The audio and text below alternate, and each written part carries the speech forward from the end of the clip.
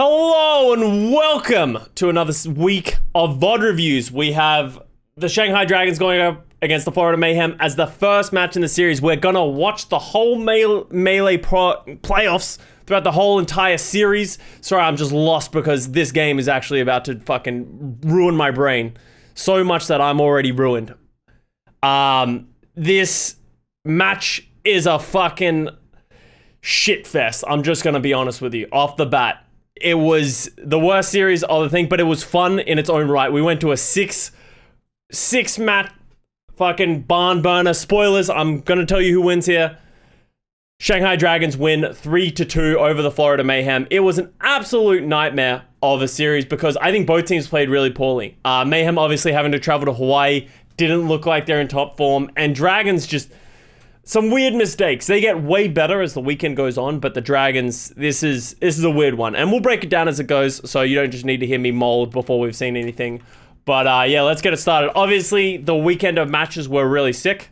We'll be going through them all in chronological order, which will be fun. So this is the first one in the list, and it'll get better from there.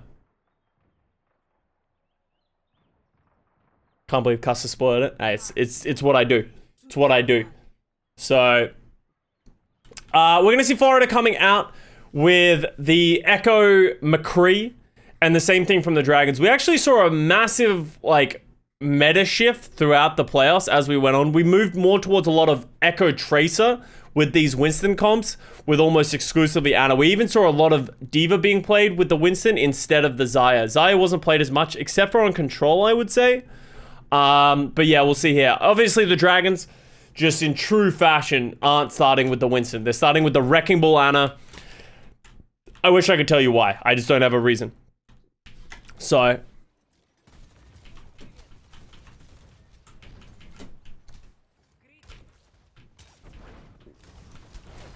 good first slam. That's actually just an enormous nade by Izzyaki to begin to start everything off.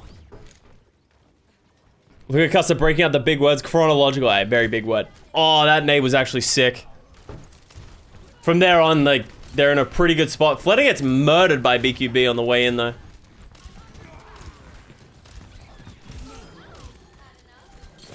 Izzyaki was so good on the Ana. It makes you question why Izzyaki didn't play more Ana earlier in the Melee, but his Ana was really good throughout this entire playoff series, so Gangnam Jin also deserves a special mention. Honestly, all the flex supports played very well. Monk, Gangnam Jin, Izzyaki, and which one am I forgetting? Fielder. All played incredibly well. Is Discord Orb or Anti-Nade better? Discord Orb is more consistent, right? Like, Anti-Nade is, really big when you can hit it on 3 people. But the issue is it's not consistent, especially when you play against these divas. How does Yaki die here? I remember this happening, and I was like, I don't even understand how he dies. Far Away? Yeah. Far Away played, he played a little bit of Zen. Oh, that was just gets dinged by Lip at the same time as getting hit by the right click. It just doesn't give him any credit for it.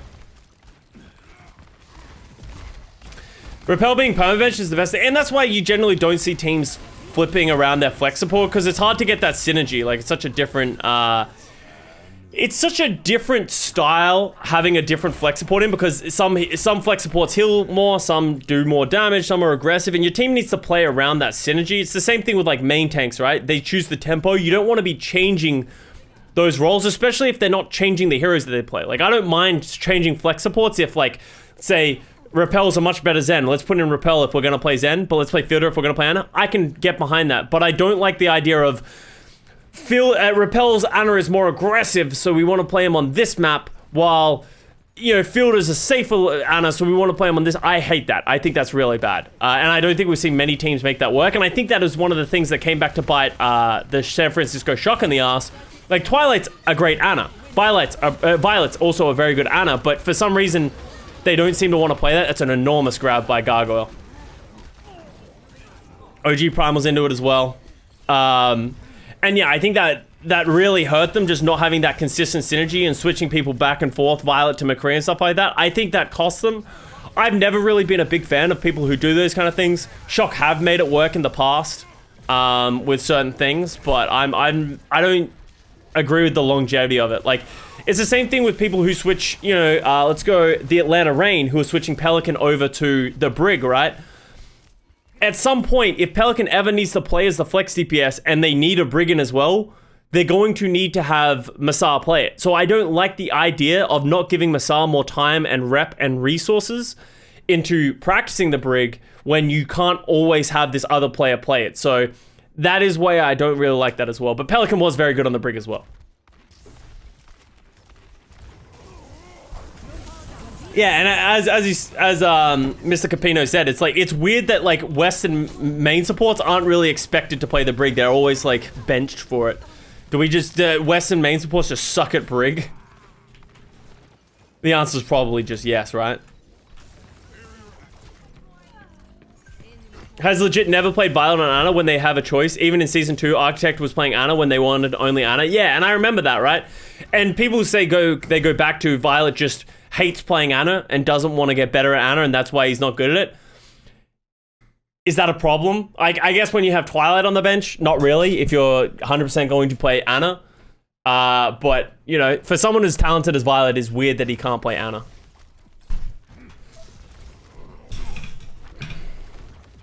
Pelican's Brig is cracked and jacked. Yeah, and you can't doubt that Pelican's Brig is probably better than Masar's, but as I said, in the long run, they're probably going to need Masar to play Brig. Like, Brig's in a very good spot right now. Yeah, like, the way you gotta play Brig is very passive, right? It's such a passive way of playing the game when you want to play the Brig.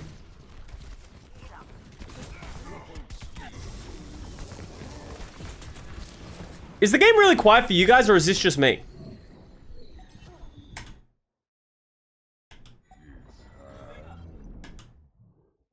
Very quiet. Okay, I'm gonna turn it up. I thought it might have just been me. Oh, okay. It's at 15%. I did a Windows update and it fucking ruined everything in my computer, I swear to God. It fucked with all of my settings.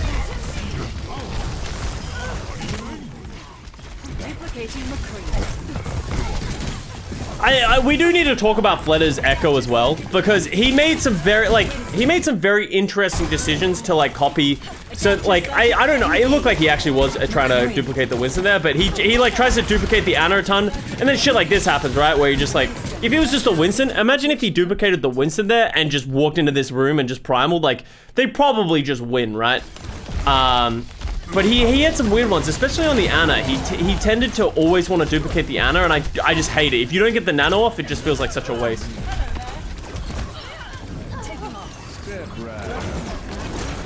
Into the stream, very cool. Yo, thank you very much, JZZ Sensei. Glad you're enjoying the reviews.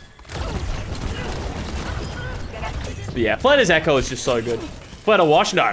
Fletter is still very, very good at Echo. I think his Tracer wasn't as good in the May melee, but his Flex DPS has been very good throughout this. Even his May and the bits and pieces that we saw has been pretty solid, so.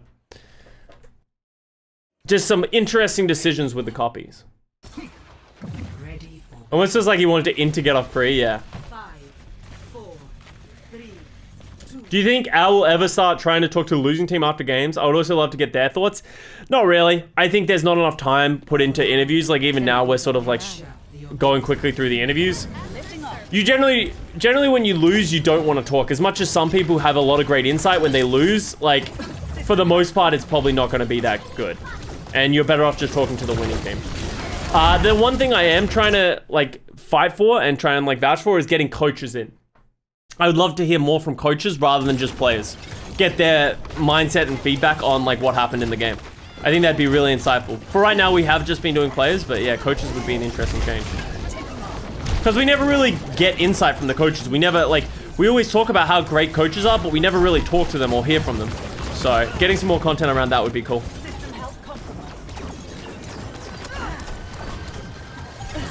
Alright, so Mayhem gets the first point there. Just getting better positioning.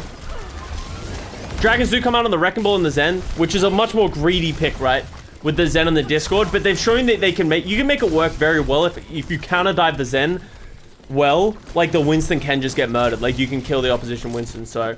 And once the Zen, if the Zen gets Transcendence fast enough, like the Transcendence kind of like ruins the whole dynamic. How does Fate kill BQB before anything happens?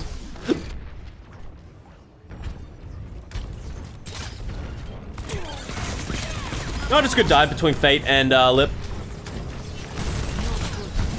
Get some Lip Tracer.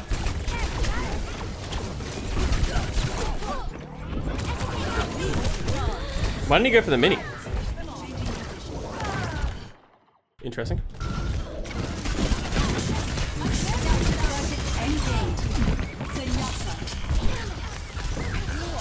Alright.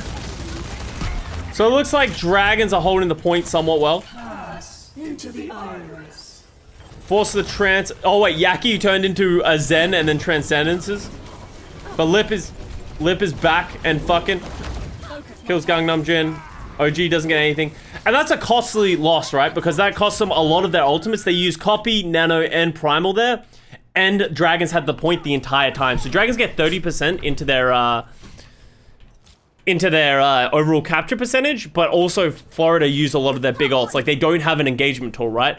The best thing that they can do now is, like, rally Slime. Something that I think really hurt the Florida Mayhem as well as the tournament went on is we saw less and less. Is Paris now number 1 on your power rankings, Custa? Else I'll be sad. Oh, yeah. Oh, of course, of course. Drejo has put you guys up the list, I'm actually super excited to see you guys in the June Joust. So, you guys had a pretty hard schedule, so I'm excited to see you guys, at least have a good run. Hopefully get some dubs on the board. But what I was saying, it was interesting to see BQB play a lot of hit scan. I think that actually hurt them a lot as time went on because I think we saw Echo Tracer, Sombra Tracer ended up becoming a better comp throughout the weekend, just dealing with the main tanks. If you could shut down the main tanks, I think that was the road to victory, and Echo does that so well. Sombra does that so well. Well, I think the hit scan of Mayhem, because BQB doesn't really have that flexibility, sort of made them very one-dimensional, and I think Dragon sort of solved that problem, right? Going into their future matches. I think you mean the June tournament. Of course, the June tournament. The beam just tears through tanks, and I think that's what catches Fearless out a lot, and we'll see that in their first matchup that they played. I think Fearless wasn't ready for how much damage the Echo does, right? He wasn't ready for that, just the sheer amount of pressure that came out from that Echo beam that all of a sudden you can't like play around your bubble as effective, or all of a sudden you can't just be as aggressive and then jump out at the last second because the Echo will literally just murder you. It's a bad rally by Slime, actually. What the fuck happened there? So, Florida gets dove.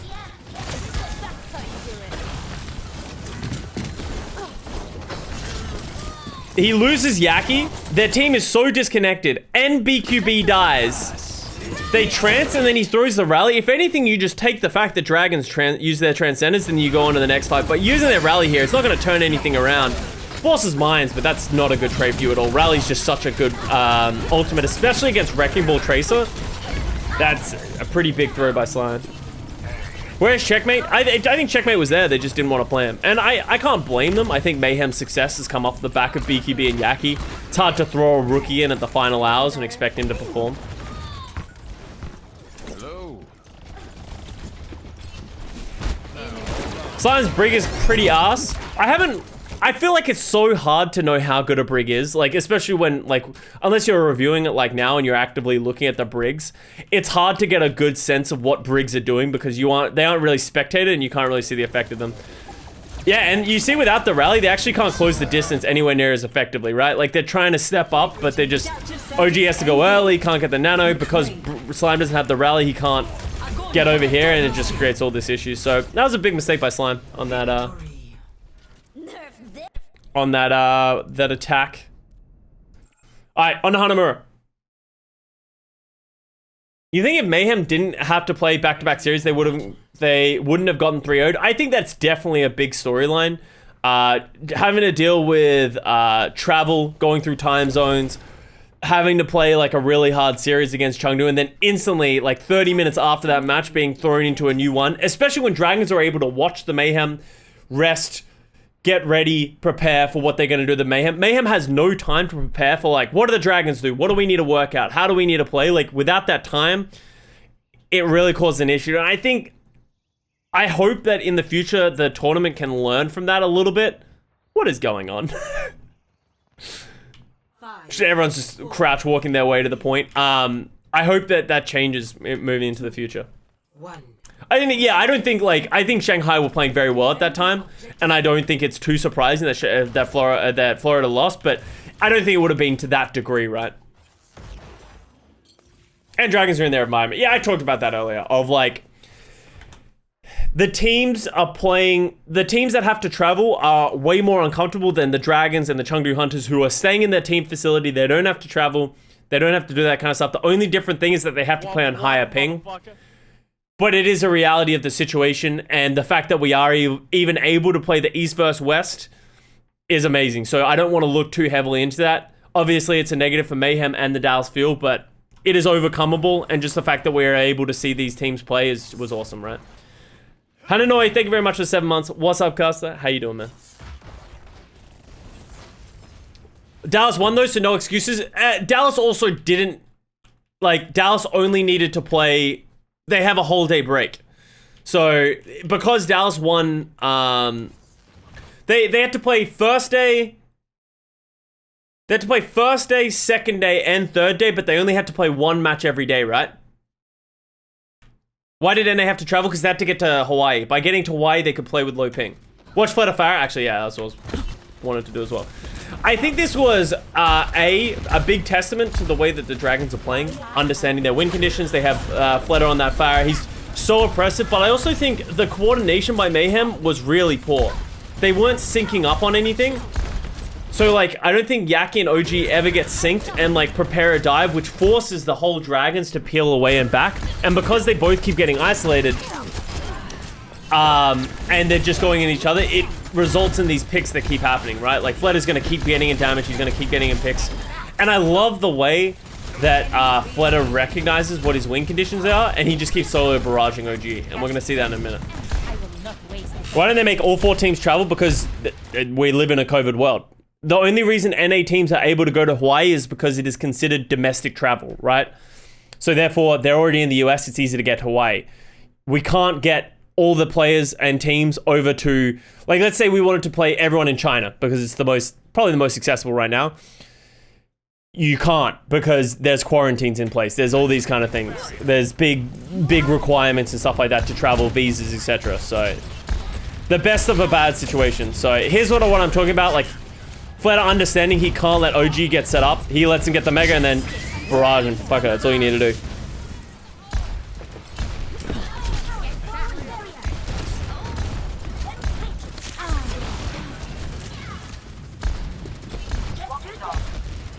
Yeah, Toronto, hopefully Toronto will be fine. It's the biggest issue will definitely be, and I honestly think John Spector and all of ours, like, let's really hope none of the EU teams make the playoffs, because I honestly don't even know what the solution is.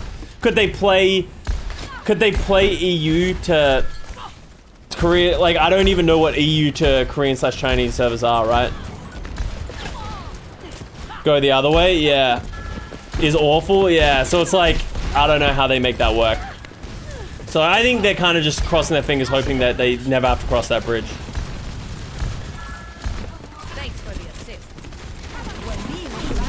Shit's like 200 ping, yeah. Good aggression. So here's the counter of that again, right? So the Shanghai Dragons realize that, like, all of a sudden Yaki's behind. He's in a pretty good spot. Gargoyle flies in. OG's in. He's low. Here's the recognition by Dragons, and something that can't be understated how smart they are. They're like, okay, they're super split up. If we give them the time to set up a dive, they're in a bad spot, especially with where Gargoyle is. They're like, let's just go aggressive. If we go aggressive, their backline is so isolated. They have no one who can help.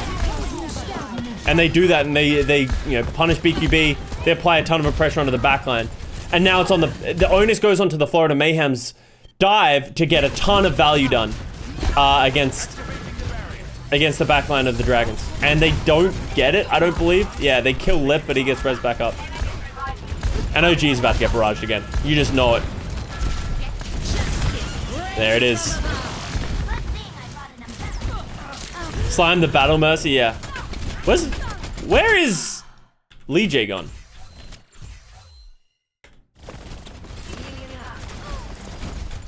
Flutter almost died for that.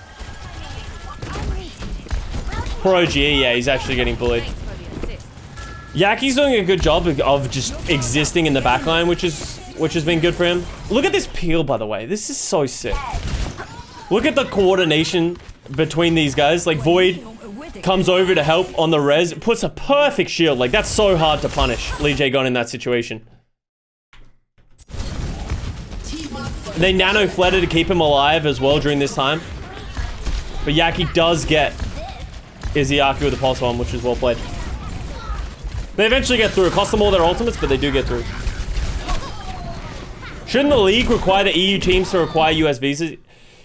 Yes, but remember, we're in a COVID world, guys. Like, I don't know how many of you guys have ever gone. It's not as easy as just get a visa, especially in a COVID world right now. Literally, like, embassies aren't even open. Like, the reason the EU players can't even get out is you can't even get an appointment to get approved for a visa. It's not like they can't, or they're not willing to pay the money, or they're not paying a thing. It's literally just like, you can't. Literally, the process doesn't function. The process is so heavily halted that you can't get visas. Even if you're an EU wanting to get an A, they would, right? It's not like they don't have great lawyers or money behind it. You just can't right now. 30 seconds. Just move.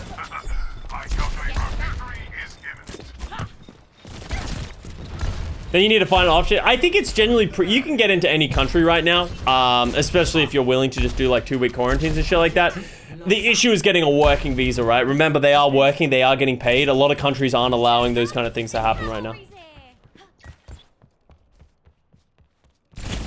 Teams going to Mexico? Well, then it becomes just like, yeah, obviously that's unrealistic at certain times.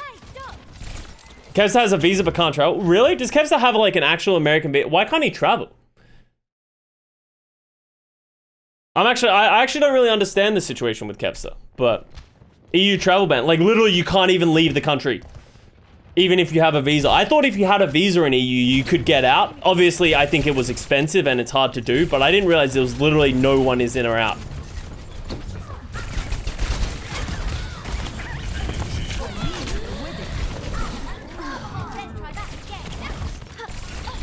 Alright, Flatter Tracer, have a look at this while we do this. You guys spam F again. I will shut this shit down right now. Alright, let's go back a little bit, sorry. Alright.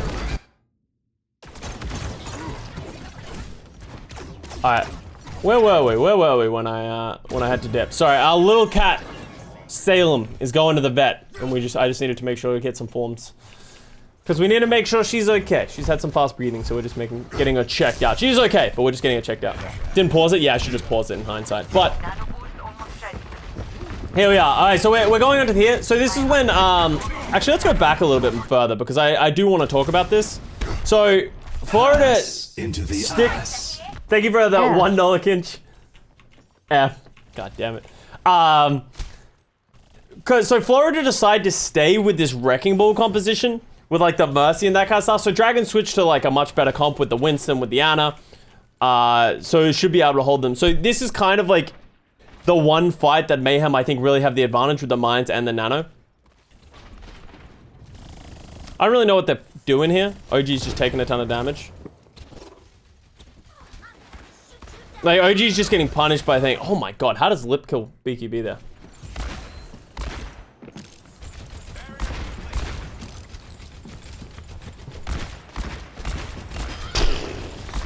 Okay, cool. Oh, Slime gets pushed out of his res as well. Lip is a god, that's how. Oh, he just walks away from it. He gets too far away, breaks the res, and from there, that's done, right? So the Nano's wasted. I think OG drops his Mines in spawn, and they're just switching to the Brawl. So I actually kind of like this play by the Mayhem. Just switching to the Brawl. I think this is like a really smart decision because I think it gives them the opportunity. They have 2 minutes. They'll probably get an ult cycle up. I actually like the timing of this switch, and I think it gives them the best opportunity to win. They need to take fast fights now, though. They need to get as many ults out and get good ultimates of their own, right? Because you're gonna see the Nano. It hits Fletter. I think that was probably meant for Fate, right? You would think this is meant to be for Fate, right? My ultimate is on nano boost. Yeah, it looks like he's ready for it. Oh no, they did want to put it on Fleta. I don't agree with this. They actually do a lot of nanoing Fleta, but like, just look at Fate. Look at how juicy this value of a nano Winston would be. Like, that would be so strong. Obviously, Fleta does kill Gangnam Jin. It's not the worst thing in the world, but I don't know. They do this for a lot more in this weekend, and I feel like it's not always the best idea. Like, sometimes, like, Fleta can get big damage, but I think a Winston is just more consistent. Winston Sigma? Winston Sigma has become... Winston Sigma actually is pretty bad, but I think Void is just staying it because he's had Flux for a while. He'd probably switch to his Diva if once he uses his ult, but... See, Winston Sigma isn't that popular. It's used a little bit if you want to play on like an off-angle style, but not that much. Maybe because Fade had ult, but even then, like, if you can just nano the Winston, just the sheer amount of cleave that you can get with the nano Winston, and like, maybe he'll be able to hold his ult. And I think we can all agree after seeing the series throughout the week that Fate struggles to stay alive, especially in the grand finals versus Dallas Fuel. He struggles to stay alive, but I also think it's the Dragons aren't giving him all the resources he really needs. Like, he's not getting nanoed all the time. He's not getting peeled for as much as you see other main tanks, so it's not always on him. And this sort of goes back to my issue with the way Mayhem played this composition, is I think they just played it too slow. If you're gonna have 2 minutes, I wanted to see them go faster. Because what they did is they ended up waiting so long to take this fight that... Oh, Fleta dies. How does Fleta die to that? At the bottom of the stairs. Now all of a sudden, Dragons can just like cycle their ult, and then Mayhem aren't going to get their ults up by the time that they need them. So it's going to be really hard for Florida to cap this. Like, now they're resetting. Like, what are they resetting for? Like, they're never going to be able to get into this fight. They all of a sudden have a nano. They're just going to nano the Winston. Yeah, I'll be reviewing Dallas later. We're going through the weekend in chronological order. Good nano. Should keep Fate alive, but OG should just die for this. Oh, the Fleta Rhine. Legendary. Mad Lad, bro. Thank you for the prime sub. Much love, much love.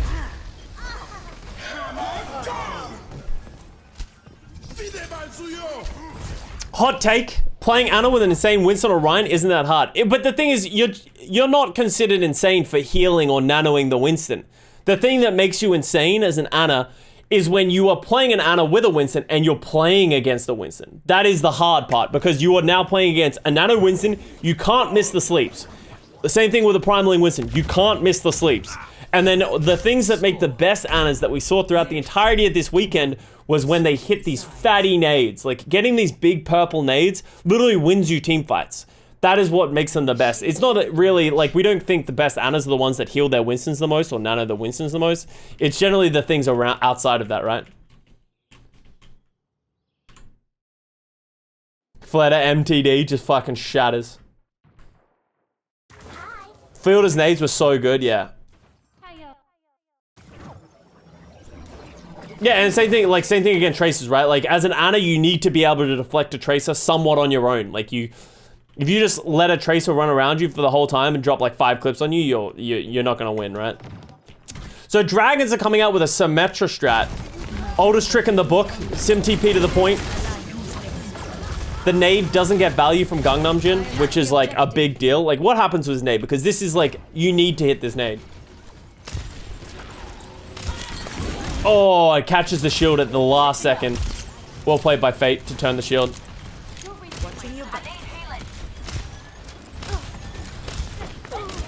Good engage. I don't know why Lip is there. Lip is way too aggressive to the point where his team can't help him. And that's actually going to punish them and cost Shanghai so much. Like, that's such bad positioning by Lip there. Because all of a sudden, the game gets hard, right? Like, if you go for the Sim TP strat, all of a sudden Florida's going to have a nano. They're going to have an ult cycle before the Shanghai Dragons do. So, like, Shanghai's going to do a massive switch. What are they even going? They don't even really know what they're going. So they're going to go Ana, Winston, Tracer, Ashe. I would have preferred to see Lip go the Tracer and then Fleta go the Echo again. That's what they did a lot. But I guess maybe they don't want to play Echo versus Ashe Echo. Big fucking nade by Gangnam Jin. Sort of case in point. Just like getting big value out of your nades is so important.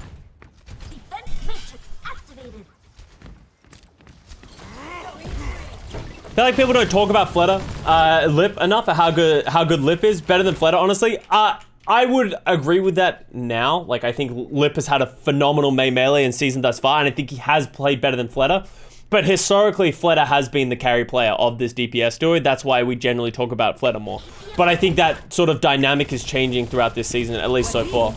Good nano onto OGE. Like, just keeps them alive. I don't know why Mayhem... Look at Mayhem. Like, why are they all... Their whole team is, like, stacked up in this corner. Like, this is a problem if everyone's sitting here. Look at how easy it is for the dragons to take all this space. They open up. OG almost dies. If they don't have this nano, and they get... How does Fate jump in and die here? Like, what does he do here? Oh, good bonk by Slime. Punishes the shit out of Fate. That was actually just a good bonk by Slime. Bonk. Because that was actually a good jump, because he would have landed on the high ground and not be able to be punished. But that boop actually makes it so that he's very punishable. I don't know if he would have lived anyway, because I think Void would have followed him and killed him. But by BQB just sort of putting an end to this fight. Chasing down the Ashe over here. Ashe Diva over here that they should kill. Please kill. Thank you. And this is sort of where we go. This is where, like, the game is getting kind of scrappy. Like, like, Florida obviously had a pretty poor attack. But then, like, the Dragons are also doing the same thing. They had, like, a really bad sim TP to point. And now they're just sort of, like, running around and feeding with ult disadvantage, trying to take space. They just don't seem like they're on the same page. OG's gonna primal into here.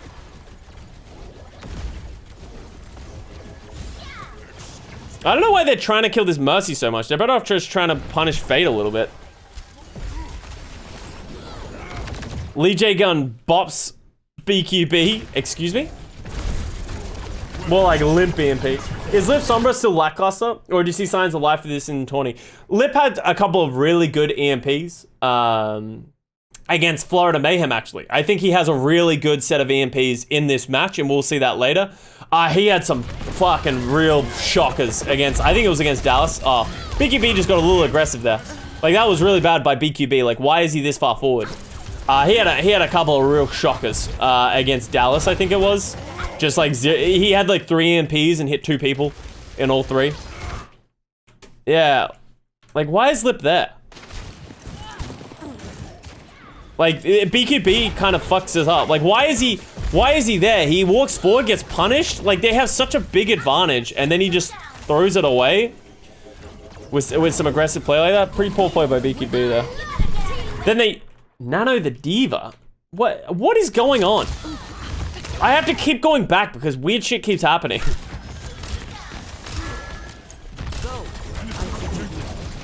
This looks intentional. Why are we nanoing the Diva? Why are we not nanoing Fate?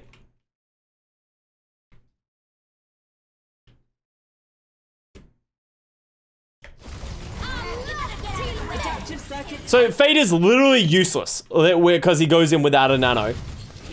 And so then Void tries to go aggressive, but Nano Diva is like not that consistent. Like, it's pretty hard to get value. Yaki ints in during that time. OG's just alive. They have a nano. Oh, he nano. What is happening in this game? I forgot how shit this game was. Gangnam Jin gets... He does a good job. Why doesn't he just nano Fate like OG here? Great sleep, but then like, why nano Gargoyle? Get in there. Oh, is he trying to get nano Gargoyle? You're going to. Maybe he's trying to hit OG here? You're powered up. Yeah, maybe he's trying to hit OG and he hits Gargoyle, and then Gargoyle nano Diva bombs the primaling Winston. OG dies unfortunately for that though.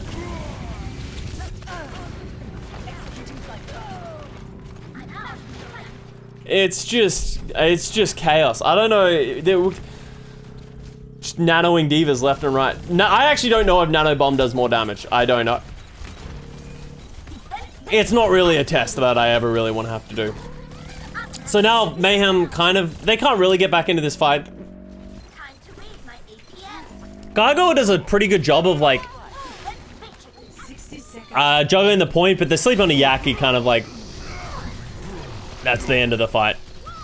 This will only hurt for Yeah, it makes no difference if it does or not. Exactly, right? Like, it's like, I don't think anyone's ever, like, been like, man, I wish Diva Bomb did more damage. Like, it does a ton of damage. Objective B. Dallas actually signed Pine? Yes. Just make sure I didn't get... Defense matrix activated. Routing tower to forward barrier. Time to raise my APM. APM door lower top. I'm gonna have to shoot you down. Get through this. Routing tower to forward barrier. Defense Alright. So BKB goes to the Widow, and I actually didn't like this Widow switch. This Widow switch, in my opinion, is such a gamble. Like a really big gamble by BQB. It's Sulfuric, thank you for the 18 months. Good morning, chat. Good morning, Sulfuric. So he goes to this Widow, and he needs to get a kill for this because they don't have they have no ults. OG doesn't have primal yet. If they just nano the Winston in, then all of a sudden the rest of his team could get over one. And look at how much they're getting just like herded back into the corner. Like Fate can literally just like use his bubble in the corner and they should get a ton of space.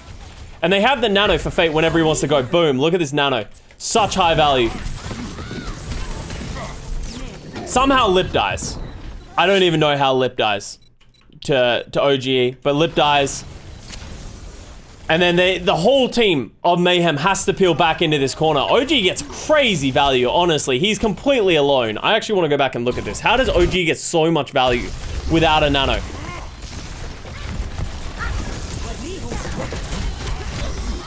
Oh, that's a great dive by OG and Gargoyle working together, and then gets the primal.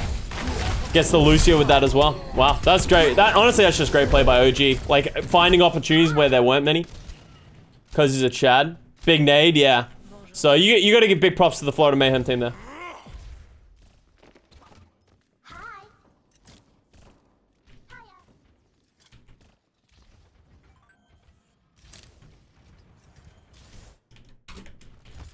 Alright. So we got the BQB Widow still. He's sticking with it. They're believing in the Widow. OG Prime was motion sickness simulator. True. No one can hide from my sight. So Bob on the point, beat engage. I don't really know how I feel about this beat engage. Let's see what's going on here. I feel like this is a little early for a beat engage. Like I would have much preferred to see like wait until the nano comes out because it is very early. It does allow them to close the distance, but like that's really all it does. And then like Florida just are able to use their rally, just consolidate. So that yeah, like beat engages haven't been a good thing for a very long time for that exact reason. Like as much as it helped them close the distance, it doesn't help them win the fight at all. Like closing that distance wasn't the issue. And their backline just once the beat runs out, they just have nothing to get to do. So Kinch, thank you very much for gifted sub to Jess. No one was low, yeah. Like if they had nanoed OGE and then he beat it, like I could see the value there. And we're gonna see Dragons kind of do the same thing that we saw the Mayhem do, right? Was where they're gonna switch to Brawl late. I think Dragons are just too late to this switch. Like I don't think they're gonna get a oh wow, this is actually, I remember this. But I think they're too late to the switch. I think they're not gonna get a good set of ultimates up in time for a good thing. Like there's no way Lee Jae-gon gets to the beat. And then you just have Yaki doing this shit, right? That is just such a filthy one clip. Such a sick one clip. Like, how do you even prepare for that? And now, so it's even worse under the fact that Dragons need to come back because they're expecting Yaki to go again, right? So Yaki's gonna look for it again, and he's gonna force the rest of the team back to help play with him. So that's another 30 seconds wasted. There's no way the Dragons get to an ultimate now. Is that on Gargoyle? No, I don't think you would ever expect a... I assume you made on Void, but no, I don't think you would ever expect that. It all happened so fast.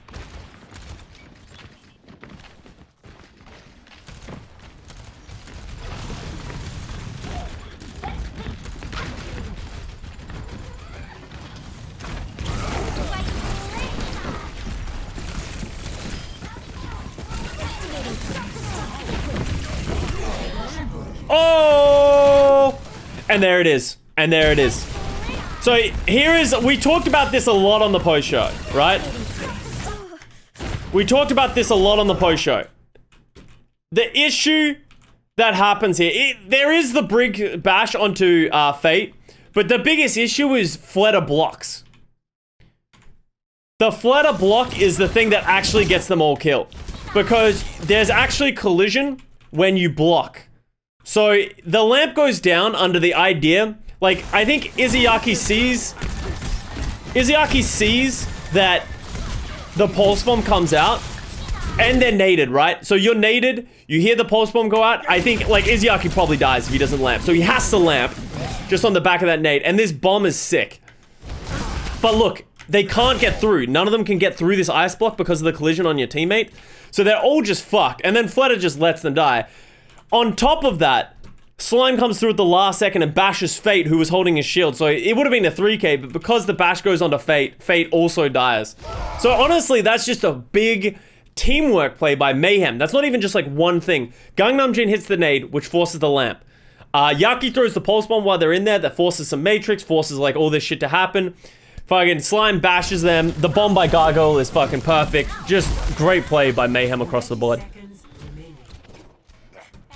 They would have been volleyball. Yeah, like they weren't gonna. It wasn't like one person fucked up, and that is why it happened. Like, you can't blame Izayaki for the lamp. You can't blame Fleta for the block.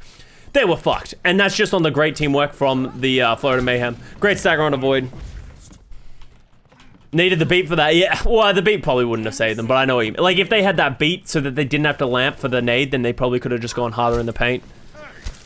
But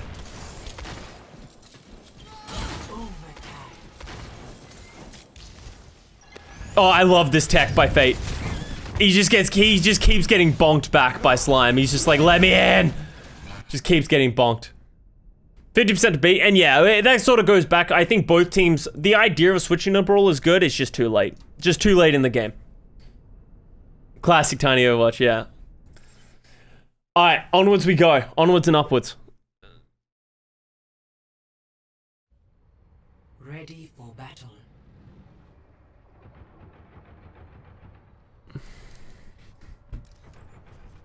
IBM, what's not updated? Well, alright, we'll check that out after this VOD review. When are you reviewing the finals? Probably not for a few days, because I'm gonna go through it in order. I think that's the best. So we'll end at the finals. I went through my pickings earlier as well. So we're gonna see come out. We go to Kings Row. Florida's gonna take Shanghai to Kings Row, and we're gonna watch the Dragons play Brawl versus the Mayhem Dragons. This is actually just a shit show. It really is. This is when I think it all, like, the first two maps, there were some mistakes and that kind of stuff, but you know, fuck it. You know, mistakes happen, right? But this is where I think the series really started going to shit.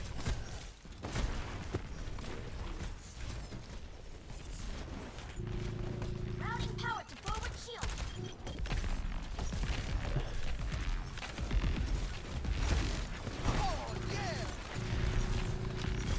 So they've done a good job. Dragons have done a good job of getting Mayhem off the high ground, but I'm shocked that Lee Jae-gon didn't see this coming. Like, how does Lee Jae-gon not expect... Like, obviously they're all here. He sees them go here, and then they all disappear. Surely there needs to be some communication or something heard that Lee Jae-gon should have seen this coming. He literally just gets swung on 3 times. That's how caught by surprise he was. And that's just, like, the worst case scenario at this point, right?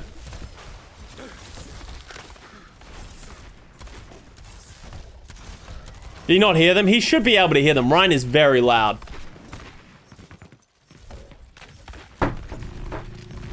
So, Dragons aren't really taking any high ground. They're just sort of playing it pretty straight up.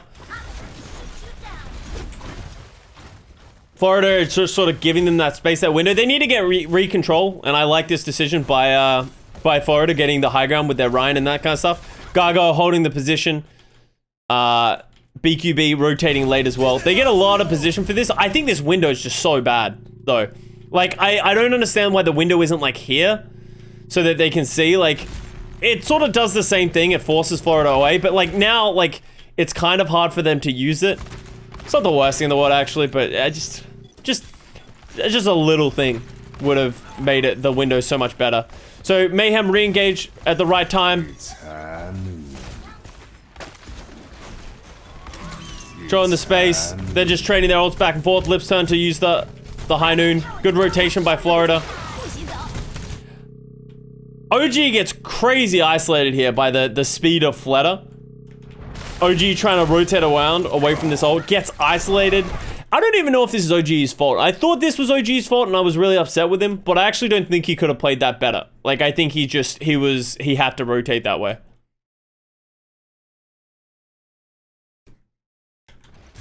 Routing power to forward shield. Gargoyle gets punished as well. So Florida Dragons do play it incredibly smart, incredibly slowly, and they're going to get the value here. And they get the punishes. So smart, tempered play by the Dragons. Using their ults. It was slow because they didn't really overextend themselves, but they played it in such a way that they were eventually going to cap it, right?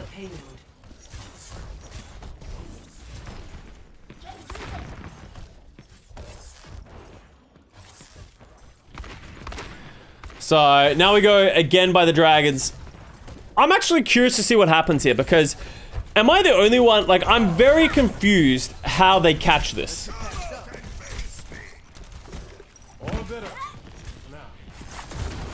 Like, how does Yaki know this is here? Oh, he sees him. Oh, wow. Okay, yeah, this is just bad by Lip. He just sees him. They get the wall down, and that's the world's freest fight that you could ever ask for. They didn't even need Gangnam Jin's window. They drop it, but they don't even need it. Hey. Time to read my APM.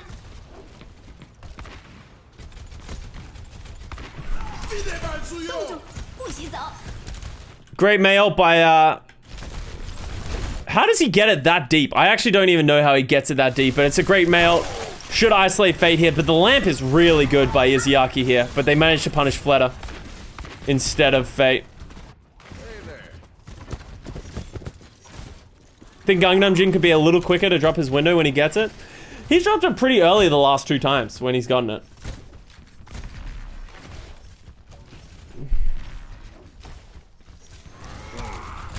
Alright, so we're gonna get the 3-3 split from the Dallas Fuel.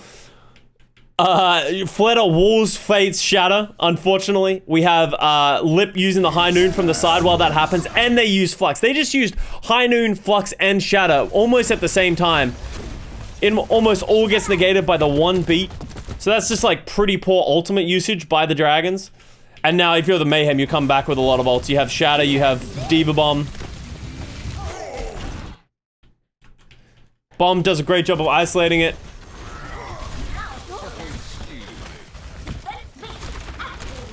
And there it is.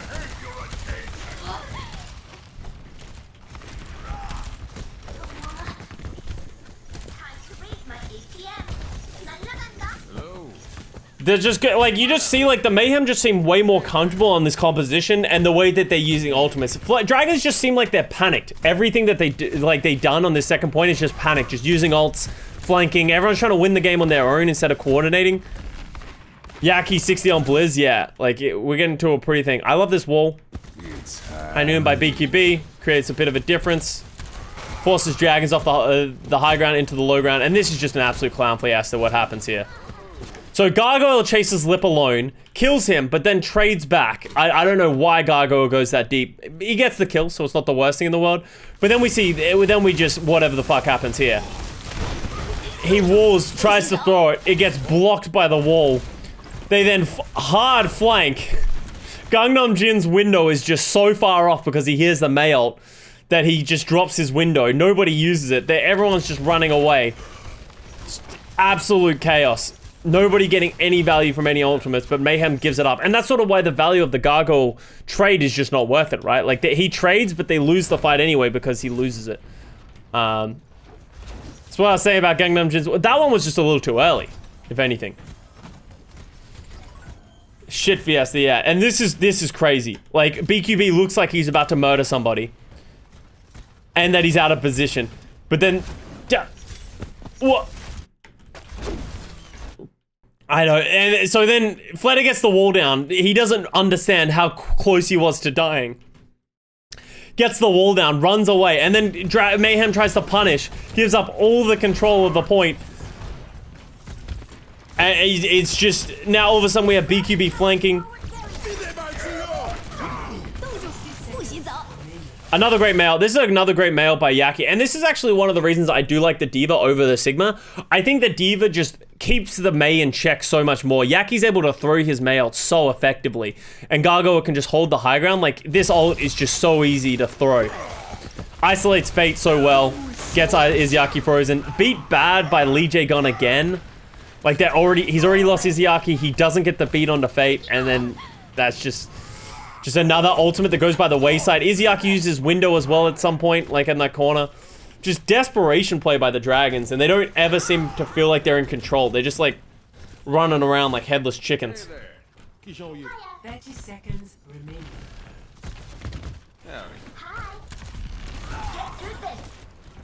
Going for the Rhine flash shadow, maybe why BQB was hiding. I don't hate the BQB hide. Like, we've seen a lot of value with like Flashbang Fan the Hammers. It just seems weird by Dragons. Great window. Like, look at that window timing by OG and Gangnam Jin. Literally perfect. Gets lip instantly, and then they just chase down Fat, and that's it, right? Like, and that is why it was pretty disappointing to see in the Florida versus Shanghai rematch. Florida just looked way worse in the brawl head-to-head. Like, they lose Oasis in both brawl head-to-heads. And I don't know if it's Dragons playing way better, and I'm actually looking forward to breaking that match down. I don't know if it's Dragons getting way better at it, or Florida just not playing well at all. But Dragons look awful in this composition. Florida look really good. But it obviously flips later on. Initiating. Ready. Ready for.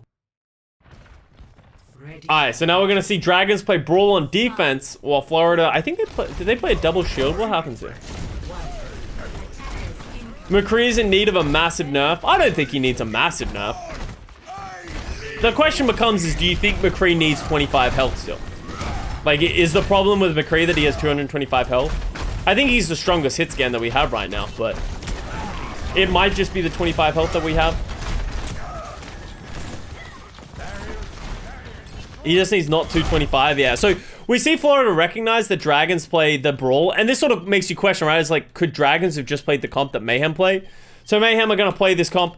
I was so worried watching this that BQB wasn't going to get any kills, and he was going to have like a decay moment on Hanzo on King's Row, but instead he just instantly gives lip and opens it up. 224. Ashe is pretty close in power, I agree. I think that's the thing, is I think if you put McCree back to 200 HP, everyone just always plays Ashe again. And that just opens this up wide open with that one kill. He thinks him again. Just makes it look easy. So Fate switches to Winston. Gives up, I guess he only had 20% ult charge. But he goes back to the Rhine. Void goes to the D.Va, and I think you need to play the D.Va. And I think Dragons learned this lesson, that you need to play the D.Va and not the Sigma here. Just give Ashe 225 HP. That is not the solution. I do not agree with that.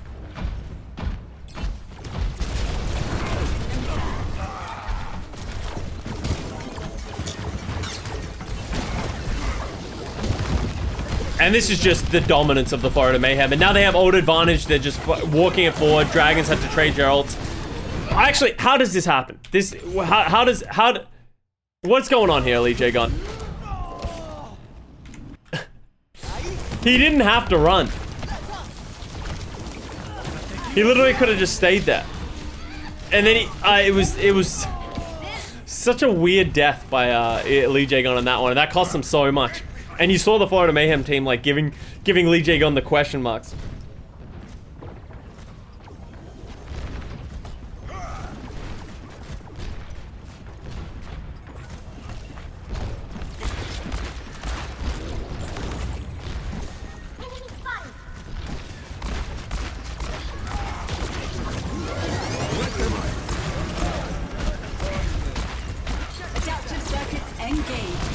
Alright, so now we see that, like, Dragons scrambling to to get the window down to try and get some value, but like they just have too many ultimates, right? Like they have the Valk, they have the Echo Copy, they have the Primal, and then they're gonna get a Nano on top of that as well. It's just too much. It's just too oppressive. I also just think Dragons just were never given the... When you play the Brawl, you need to be fast, right? And you need to go first, and they just weren't going first or fast, so...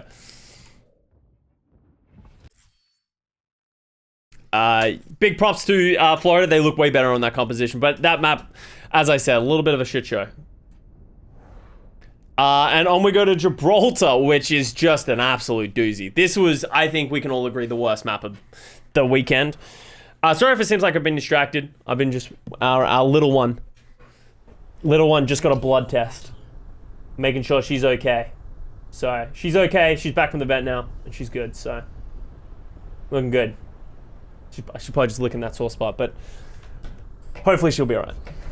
Attackers incoming in 30 seconds. Yeah, cat. Yeah, I give you guys a little bit of cat. Make you get some white people happies in chat. The vet, you monster. Hey, sometimes you gotta take him to the vet. JH Monty, thank you very much for the prime sub. Attackers incoming. Take a blood test. Turns out 100%. Payload. Yeah. Gotta make sure they're okay. Fuck this map, the Mayhem throw here. And it's 1-1 at this point, remember, as well, right? So, it's 1-1. Florida and Mayhem play the exact same comps with the Ash Tracer. I think this generally turned out to be one of the better comps on this map, especially on the first point, just because Ball is pretty free. We know NA likes to play a lot of the Winston. I do question whether or not the Winston is better. The Winston is better on all other points. I just think first point, the Ball can be so self-sufficient. And the Winston is hard to get space, especially on attack.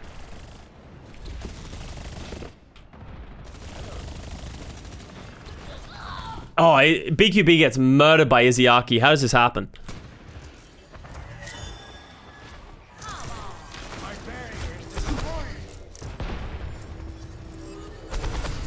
Oh, it looks like he got shot by Lip at the same time.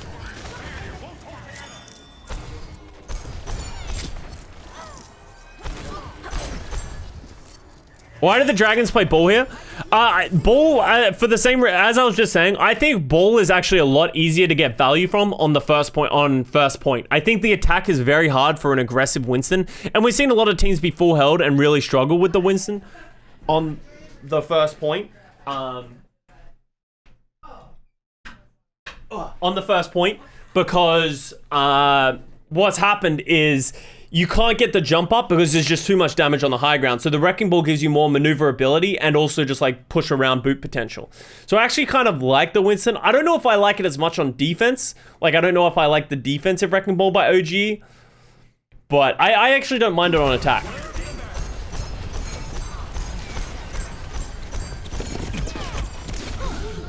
Izzyaki 1 health. Oh, BQB just clicking heads. Somebody get me some healing. Oh, good counter kill by Lip. These Ashes just going back and forth.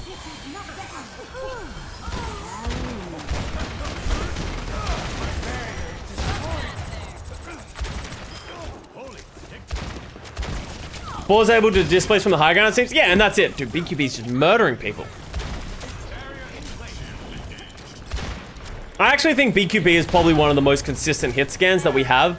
I think where BQB struggled is I actually don't think hit scan was the best choice always, and that BQB only really plays that hit scan. So there's a part of me that makes me wish that they played Checkmate. Like, oh, actually not for this tournament, but I'd love to see them try and integrate Checkmate some more into their team.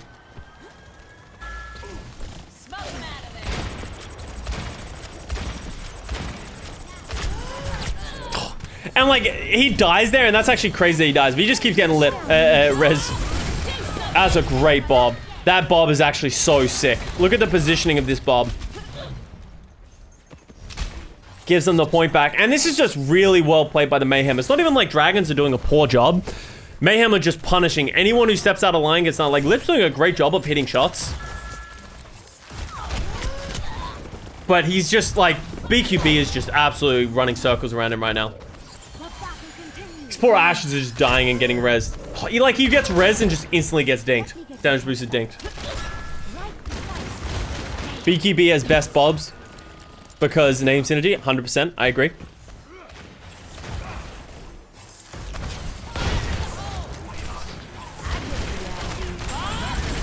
Alright, another good bob. That should get Gargoyle punished. Oh, and yo, big by lip. 60 seconds remaining. Let's keep it moving. Oh, and you guys are about to see the world's greatest stall that we've ever seen in the history of stalls.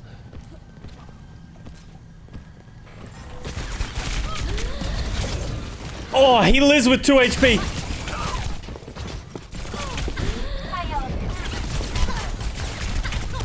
Yeah, that was an impressive attempt at a 2v1. He almost got the value out of that.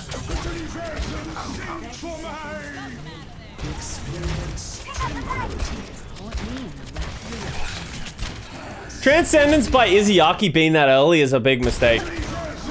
I guess it counted the flux, so I actually don't... it's not the worst thing in the world. But getting it out early, right? Like, dragons...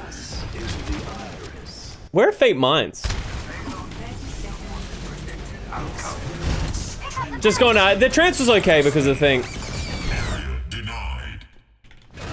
The mines are actually pretty good. Trance by Gangnam Jin to counter the mines. Flux by Void is okay. Gets Gargoyle down with the pulse bomb.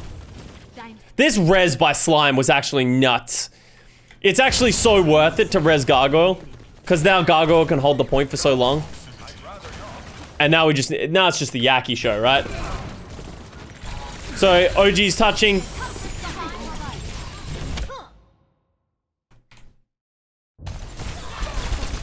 Why did he pulse bomb that?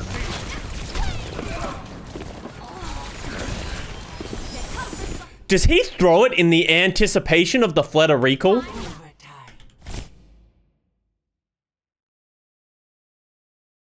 If that had hit, that would have been the sickest pulse bomb in history.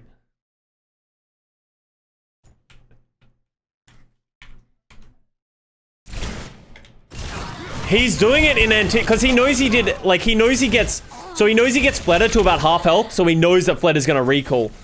And he does, he just threw it a little bit too far. If Fleta had taken an extra half a second, literally that sticks him. He was literally here. But he under anticipates. Yo, that would have been sick if he hit that.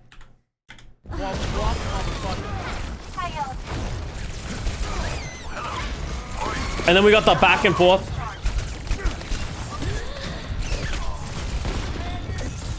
I just don't know how he's alive. The bob is insane. Once that bob goes down, you're like, oh fuck. Because all of a sudden, nobody has to touch. Lee Jae-gung gets got. Oh my, that hold was so crazy. Like 0.15 meters away. Oh. Yo, Liz, thank you for the 34 months. How long will it take you to drop a June tournament on broadcast? Oh, I'll try. How about I do it in the opening? Initiating match. And then the throw. Yeah, so everything looks good for Mayhem. Everything's looking up Mayhem. They look like they have the momentum. Everything's looking up. There's no way the Mayhem fucked this up, right? Ready for battle.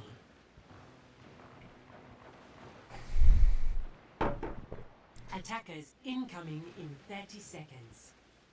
So let's go. So I think we see here from the Mayhem, and this will sort of explain what I was talking about. So we see Fade on the defensive Winston, but we're going to see OG on the... Let's sort of show how hard it is for OG to get value on this Winston. Because he just can't get... They get no positioning for such a long period of time.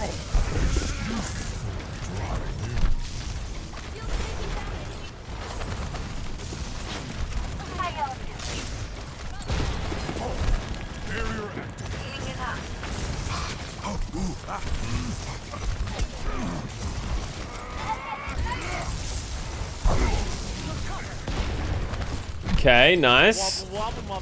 Mini, thank you very much for the Prime sub as well. Thank you very much for all the subs, guys. I appreciate it. Alright, so OG's pushing the cart. They're getting nano. Oh, actually, I remember why I'm so mad. Look at this, right?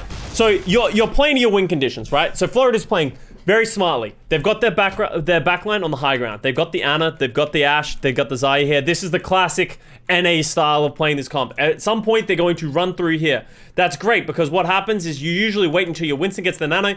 Winston jumps up, gets the nano, everyone else comes through here. There's some special cases where you nano the Zarya, okay? That sounds great, right? That's what the Florida Mayhem are building for. They've pushed the cart, they've got the cart a good amount of time. Yaki can probably actually just go push the cart even some more if he wanted to. But they're ready, right? They're almost at the nano, almost at their win condition. So OG jumps up, gets pushed in, going too early. They've crossed they are literally 90% to a nano.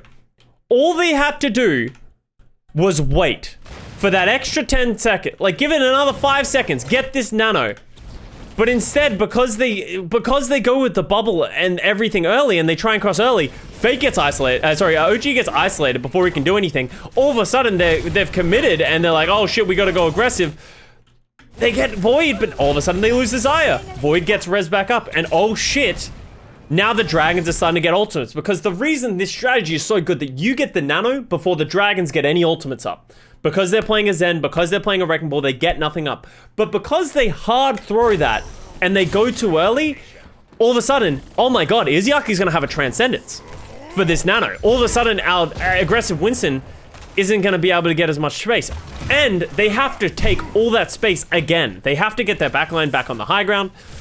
And look, Fate's making them work for it. They're doing a great job of making them work for it. Slow it down, keep giving Lip free shots. The more shots that Lip gets to take, the more chance there is that he just murders somebody, right? Smoke him out of there. Dynamite, and we're 2 minutes in. We've had one fight and thing. So now, we do the exact same thing, but all of a sudden, their backline is too far away. They've gone too early. Dragons were actually giving them a lot of this positioning for free this time, and they didn't take it. So because they go, OG gets nano, but they don't have anything. Literally no value because the backline is late. So OG has to push away, and they don't get anything. Lee Jae-gon does Val, and Lip does throw his bob off of the edge, which is just absolutely tragic.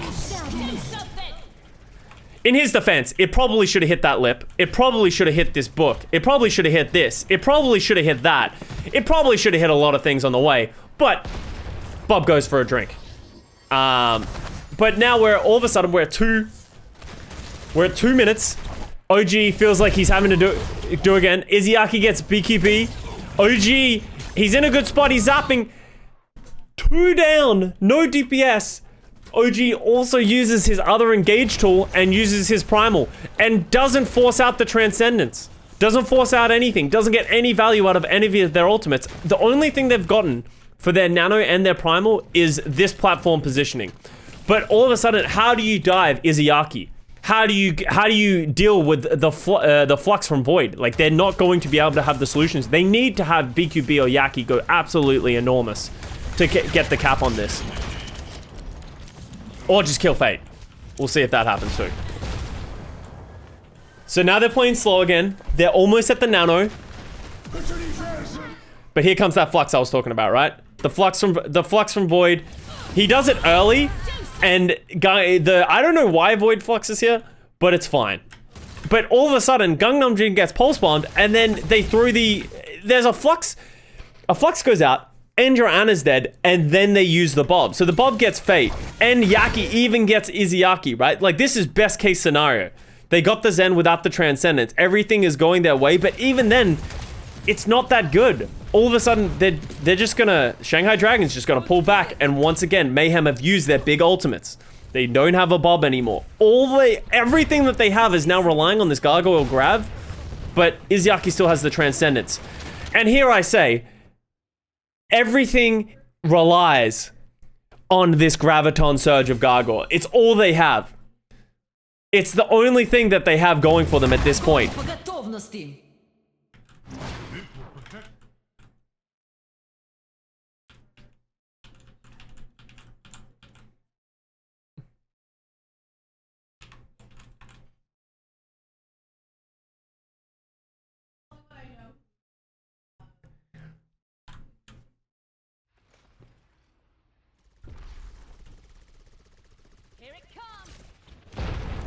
Seconds remaining.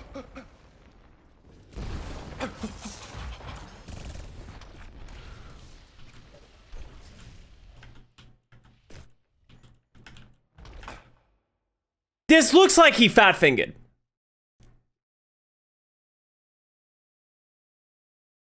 It looks like a fat finger. I think it is a fat finger. I don't think, there's no way he meant to do that. He wasn't looking, but even then, like you don't just shoot the grab without looking. Look both ways before you grab. That's what my mom always told me. Like, maybe he thought he was gonna get the Sigma. Maybe it wasn't a fat finger. Maybe it was just a bad grab. But yeah, but even worse than that, right? Let's just look beyond that. So he whiffs the grab, which is really bad. Yaki throws a pulse bomb over here. Why is he not? I don't know why they're not coordinating these things at all. So they whiff the dive, just in a spectacular fashion. They use all their ultimates, and then Void kills Yaki. Fate Mind slow the cart down. Gargoyle is now in over his head, in the worst possible position. And then they go 2 down again. They lose Yaki and Gargoyle. OG is literally about to die, and then they use the nano onto OGE. But OG is already disengaging, so they nano OG and he jumps back, but he has nobody to zip zap. So then they just go deep, because they have a numbers advantage. OG still dies, and then they just clean up. BQB hits a dumb shot onto Fleta. Actually, let's watch this. Look at this shot.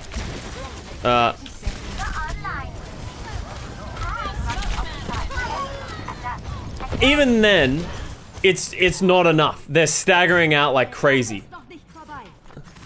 And all of a sudden, the only thing that they have is OGE Primal Rage. Izayaki has still not used his Transcendence. I feel like this is the most obvious point of how badly you've used your ultimates, is the Zenyatta on the opposition team has still never used the Transcendence. Because your ultimates have been so bad that the Zen has never felt under pressure or felt like he needed to use it to save anybody else. So Izayaki just goes, like, how does OG get anything done with his Primal when he's up against a Zen who's gonna Primal? Right? He's gonna jump in, be instantly forced to use his Primal. OG just can't do anything, he's chasing a Mercy. Izayaki still has his Transcendence and just uses it at the last second. And then OG gets nothing done with the Primal. That was spaghetti. Like, literally everywhere, all over the floor. And Mayhem just looked desperate. Like, they didn't play to their win conditions. They weren't playing smart. They weren't playing well. They weren't coordinated. Like, I don't remember OG and Yaki shooting at the same thing the entire game, right? It's just really weird decisions, seeing as Mayhem don't usually play like that. It just felt like the nerves or something got to them, and they just fucked it up. And this is, in my opinion, the most critical point for Florida Mayhem in the entire weekend. Dropping this map, if they don't drop this map and drop the spaghetti, I think they are 2-1. They have momentum. They have all that confidence. And they go on to win this series, I would say. Because they also guarantee themselves a map pick. But what happens is it goes to Dragons, and therefore Dragons have the last map pick. So this actually defined the entire rest of the weekend for the Mayhem, just off of that one map. Yeah, then they get to pick Havana for escort, exactly. Ready for battle. Wait, winner gets map pick? No, loser gets map pick. So so what I mean is, all of a sudden Dragons go up 2-1. So that means, but because Dragons win Gibraltar, Mayhem gets to choose this map. But then that means that Dragons either win the series in this map, or Dragons get the last map pick because they lose this map, and then they get the last map pick at the end. It would be flipped, and it would be the inverse if Florida had won that map. Dragons would have been able to choose this map, but then Florida would have been able to choose the last map, which when you go to a 6-map series, Escort is a very heavily favored map of you can choose your style, right? Like, I think choosing King of the Hill Control isn't that valuable. I think a lot of the maps are very similar and they play the same way. While I think Escort, you know, the difference between playing Havana and playing Dorado, very different things. Like, they're very different maps in which I think if you're a Mayhem fan, you would much rather go to Havana against the Shanghai Dragons than go to Dorado against the Shanghai Dragons.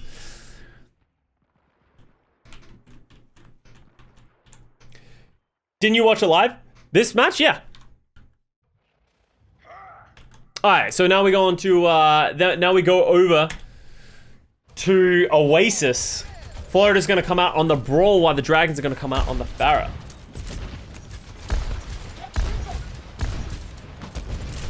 Clearing the area.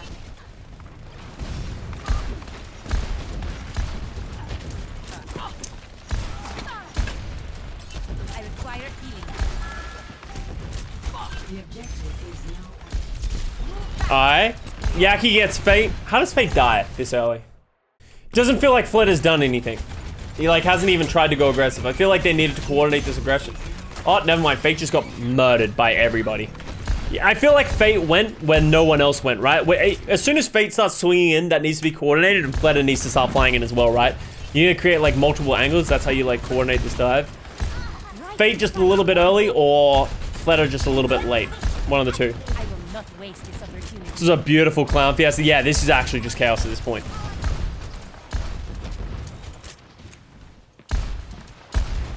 How many VODs are you doing? I'll probably do 2. We'll see.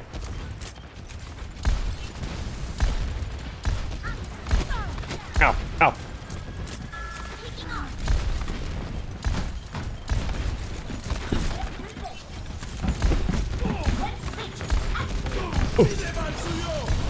Oh, nice play by Flatter. Gets BQB. I don't like how Mayhem really... I feel like the Mayhem gave them too much space here, right? When you're playing the Brawl, at some point you need to get some aggression going. Like, where's Izuyaki? Oh, I guess this is where the disconnect is. I'm like, they need to find Izuyaki. Fucking Izuyaki is running for his life. Great play by Izuyaki. Gets far enough away that the Mayhem have to give it up. But because they committed on that and didn't get the value, the backline of BQB and Gangnam Gym were just caught isolated.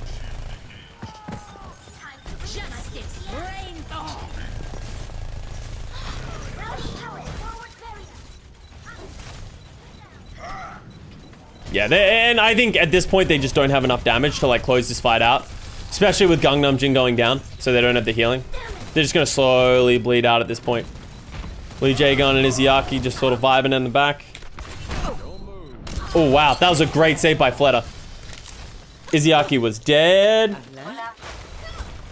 Just as right, yeah. Barrage is literally a press to respawn button a lot of the time in Overwatch League.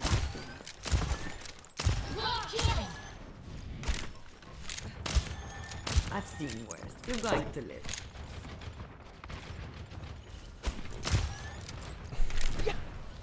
Later. I might need this later.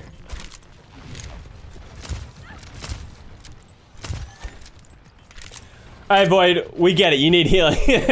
I swear to God, Void, if you hit I need healing one more goddamn time and you're missing 1 health of HP, I will fight you. Fate going early on the backline, I think was very smart by the Dragons. I think just all the Dragons are trying to do is break the tempo of the Mayhem, right? You're just trying to stop them from feeling like they can do anything. We got a lip EMP though, so let's break down a good old lip EMP. See how he does on this bad boy.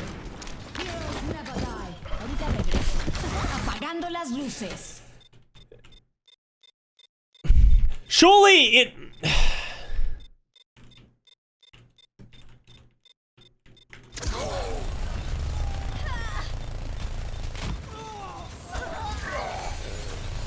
I would say unnecessary. All systems checked out. Because, yeah. Okay, it's honestly not bad. I'll take it. I'll take it. It's not the best EMP in the world. I don't know how necessary that was, but hey, Lip gets them so fast. Any value is good value.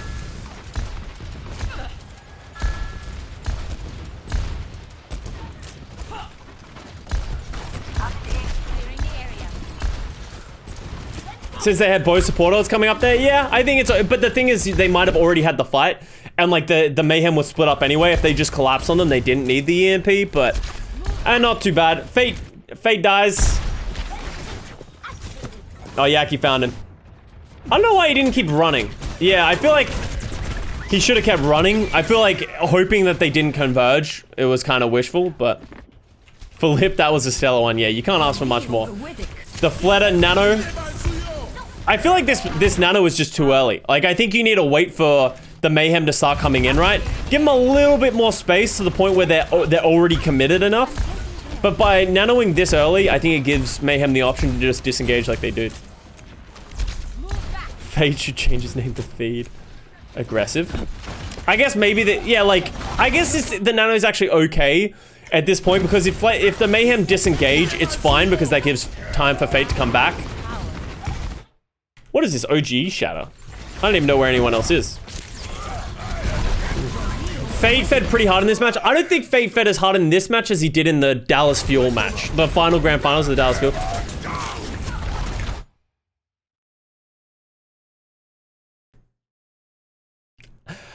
I don't think I hate that. Okay, I actually don't hate the shatter. I think obviously great play by Lip to hit the reaction, but who else is he gonna shatter? Like, it's very hard to get a shatter on the Dragon's composition. If he hit that shatter, he kills Lip, and then they get a really good engage. Obviously, it looks really bad when it doesn't pay off and the Sombra just goes back, but I actually don't hate it that much. Yeah, I guess you could just shatter Fate and just kill Fate again, but yeah, it's not great, but I can see where the idea came from.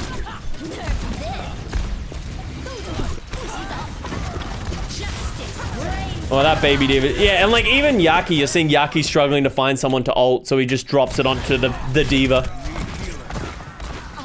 So they kind of threw away their shatter and their May ult, just trying to get value out of them, right?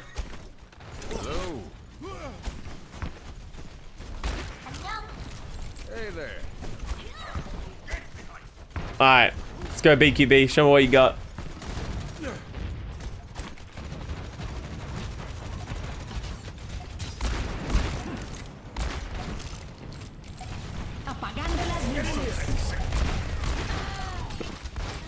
Alright.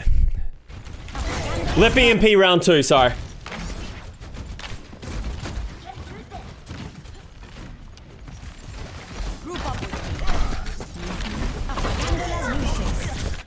I actually like the EMP.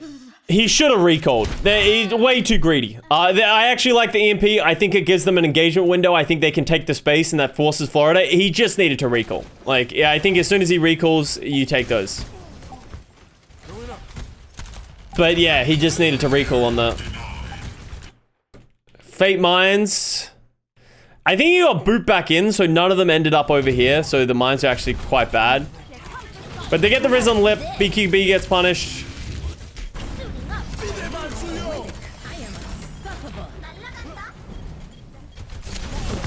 Fleta has to go absolute sicko mode here. Oh, they didn't get the BAP. That lamp by Gangnam Gym was actually so big, keeping everybody alive. Fleta just like assumed he died. I think if they get that kill in the BAP, it could easily have gone Dragon's way, this team fight. Check. Yaki's... Oh, Yaki uses block, but I don't know if that was intentional. I think he was actually just trying to run away. I know what you're talking about, but yeah. That EMP, I don't think that EMP was bad at all. I think that EMP was fine. Because Mayhem's gonna forward hold you, you need to do it aggressively to give your team space. I think the only reason they didn't get that space was because Lip literally fed as soon as he did it. Doesn't Yaki drop a mailed as well? On that... No, he... On the EMP? Am I thinking of that right? No. Lip just dies. Yeah. Oh. These lamp, yeah, like, it's not the worst EMP. Like, you don't always need to get these enormous EMPs. You just need to make sure you're getting value out of them in some way, right? Like, and that Lip EMP would have been fine because it would have given flare to so much positioning, and they could have like easily collapsed on it. But if Lip dies, then all of a sudden Mayhem don't have that fear anymore, right? My teleporter is online. It doesn't get the BAP. It doesn't get the BAP, but he was also supposed to get the May, right? So like, but the May got a nice block on it. So. Alright, so now we got Florida going up in the head-to-head against the brawl of the Shanghai Dragons. They get a better wall, they get a better positioning. So Lip is playing the Symmetra, and that's why they have a faster engage, and that's why they have the positioning. But if you're playing Symmetra, you need to up the tempo. Because they have a McCree and you have a Symmetra, they want to take the fight early. I feel like they didn't get that memo. Why does Fate end up in the pit?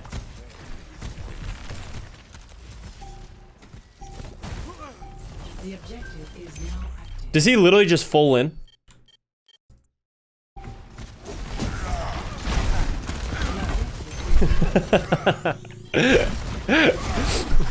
Yeah, that's not great for you. When I'm like, you need to like really, you need to really engage fast if you're playing the Symmetra. Your Reinhardt falling in the pit is not the play. He got caught on the railing and did like a walk around. OG just feeds like a crazy here. What? OG needed to get out of this room. I don't know why he goes back into the room. That was a pretty big feed by OG. Slime boop? Nah.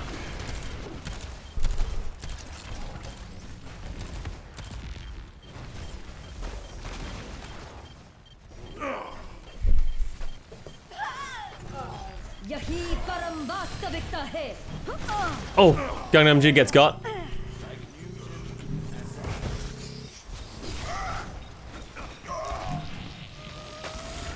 Alright, swinging. Got him. This was a questionable shatter. So, Mayhem hold the control for this long period of time. It's just great play by the Mayhem. Yeah. I don't know how I feel about this shatter, especially seeing as he doesn't get, even if he does get him, I don't think that's that valuable. Hey there. But, Hello. okay. Hey there. Asserting dominance. Yeah, but until, except for the fact that Void doesn't die, so. He's just saying a fuck you. Yeah, it's a little bit of a fuck you by OG.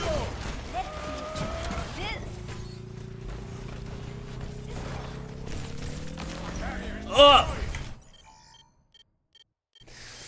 Florida just gives Dragons the point for no reason here, which was really poorly done, and they just win the fight. So it's like the window does force them back, but Florida needs to have a response that isn't just give them the point and then just lose the fight. Like that, like, especially seeing as they lose the point and then they try and commit last second to stop themselves from losing the point and then just feed. Even if, like, I would have preferred them give up the point and then just re-engage with your ults now that the window's down, but they do the worst case scenario of both, so.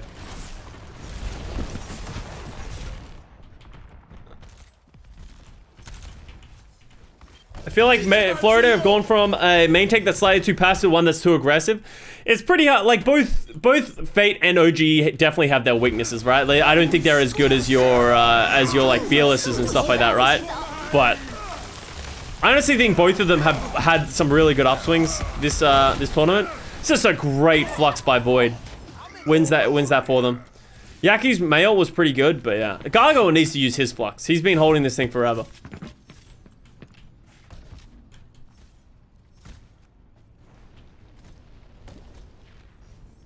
Void is a beast, yeah. And you can just tell that they play a lot of Sigma just on the fact that I think they're really comfortable with the Void Sigma. Like that's one of his best heroes, so. I don't know how I feel about the Sigma instead of the D.Va. I haven't really. I don't even really remember when teams are playing and when teams aren't, right? So. Okay, so they get the flux out, they get the window out. Yeah, they trade it with the window, so they're not bad. Mayhem had no ultimates coming in here, though. Oh, Void gets isolated by BQB. That's a good pickup. As much as we talk, Shanghai is just really getting caught out of position there. Caught with their pants down, just weren't really ready for the aggression of BQB and Gargoyle on the left side, so. It's smart, but I think like a lot of teams, you gotta be, like, I think playing this room is so important, but we've seen it, like, just in this situation twice, like, where they just get isolated in this room. Like, they're not playing into a situation where their supports can help them or their main tank can help them. It's hand. So we get an early engage from the Florida Mayhem with the high noon. This is another one where I think they're just going a little too early. I think that high noon is like not really well timed in a situation where they're going to be able to isolate someone. They do the window's better timed, right? Because Shanghai is caught more in a situation where they don't have that Fate by Shatter is the Shatter by Fate is questionable to say the least on that window. But the window is actually very good. That window was like more what they wanted from this high noon. So well played by the Florida Mayhem. This is just an absolute fucking, I don't even know what happens here. So Yaki May ults at the front door without a wall going down. So he just hits absolutely nothing. He does slow down Lee Jae-gon, which is kind of valuable, especially seeing as Slime stops Void from making it to the point. So Lee Jae-gon can't make it to the point, Void can't make it to the point, and it does create a C9. I honestly don't know who would have won that fight if it kept going, though. Florida was so out of position. Like, so out of position, it's not even funny. It could have ended very poorly for the Florida Mayhem when they had such a big advantage. But Florida wins that. We're 2-2. And that's sort of what I'm saying is like, right, if Florida win this map, they could easily have gone to, it was either Ilios, Oasis, or what's the other control map in the pool? Nepal? Actually, Lijiang's in there as well.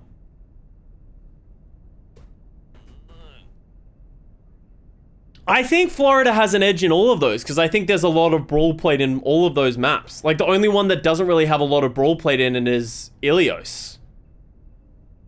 So, like, yeah, like, I don't even think there's a bad map for the Mayhem going into that. No Busan? Is Busan in this tournament? Are all the... Oh, so it's all of Control, so they could have gone to Busan. Maybe Busan would have been good for the Dragons. Actually, I think Dragons would have gone to Busan. I think they definitely would have gone to Busan and they would have played Fate on Ball. Like the Ball Zen shit. You're right. No, Busan isn't it? So maybe Shanghai would have had an advantage. Ready for battle.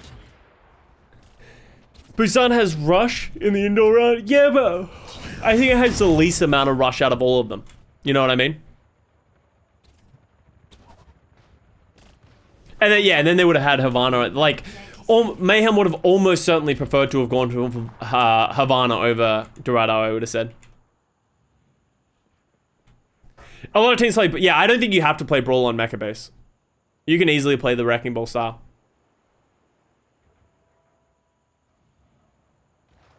One second. 5, 4, 3, 2, 1. Attackers incoming. Stop the payload.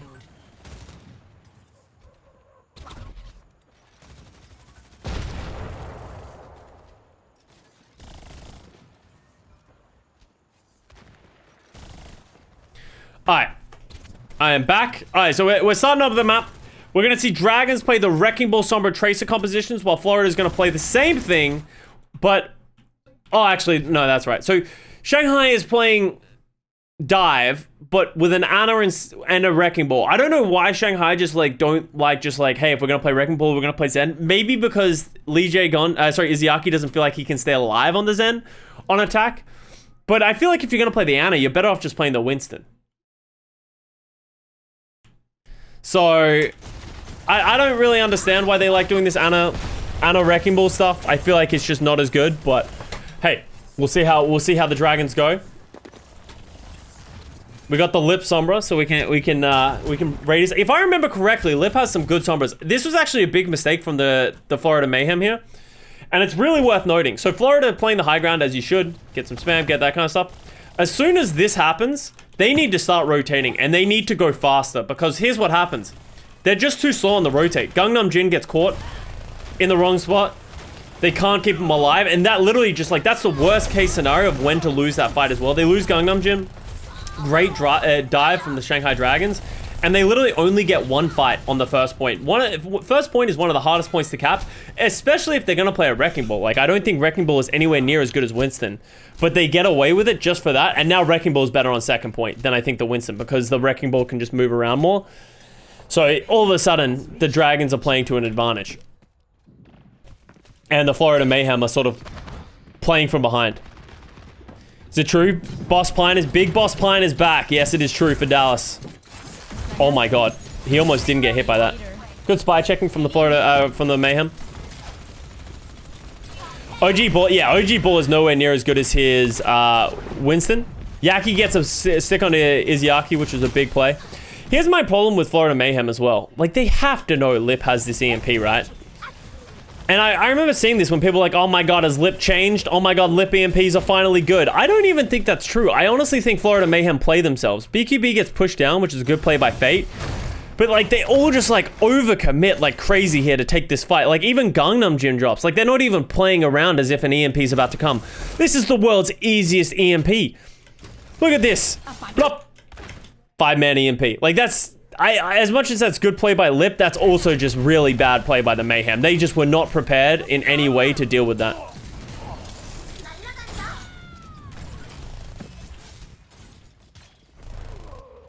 And then, so all of a sudden, Dragons are rolling again, right? They win that fight with 1 EMP.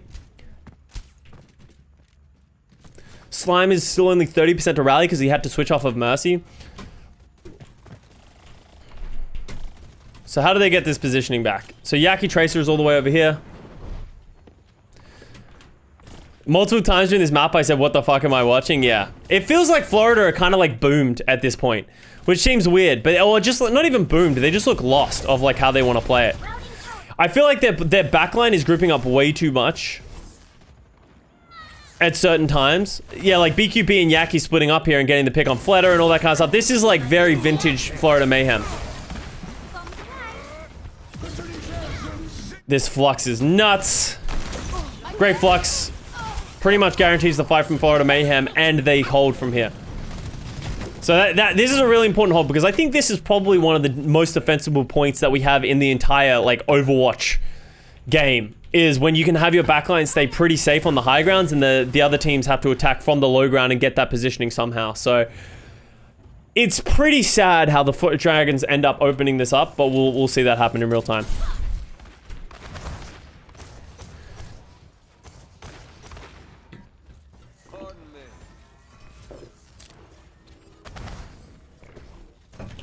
With Ball instead of Winston, do you use Nano more defensively instead of aggressively? You don't have that amazing Nano target unless... Yeah, I actually don't really like playing the Ana with the Wrecking Ball, because I think you don't have a good target. Like, no one is very, very worth nanoing in this composition, and that's why I think you'll generally see a lot more Zen. I can kind of understand why they're not playing Zen, because this map is so hard as a flex support to just move around, and Zen is just so easy to dive and die. So, I don't hate the Ana, but I agree there's just no good nano targets. Like, I would rather them see, like, a Fleta Echo and then nano the Echo in these situations, but...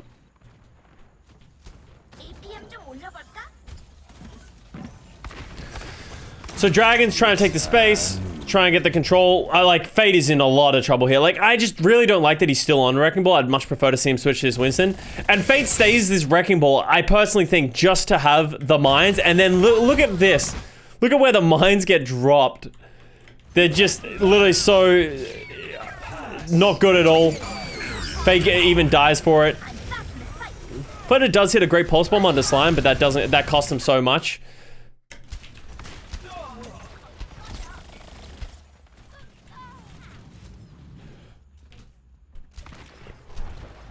So there's Rally, Diva Bomb, Mines, Pulse Bomb are used there, and now all they have is Nano. I'm honestly shocked that Fate doesn't switch to the Winston here. They have the Nano. I'd much prefer to see him switch to this Winston and sort of get that dive onto the backline if he can, like walk up. But he decides to stay on the Winston, so I don't really know how they get this opening on the Nano.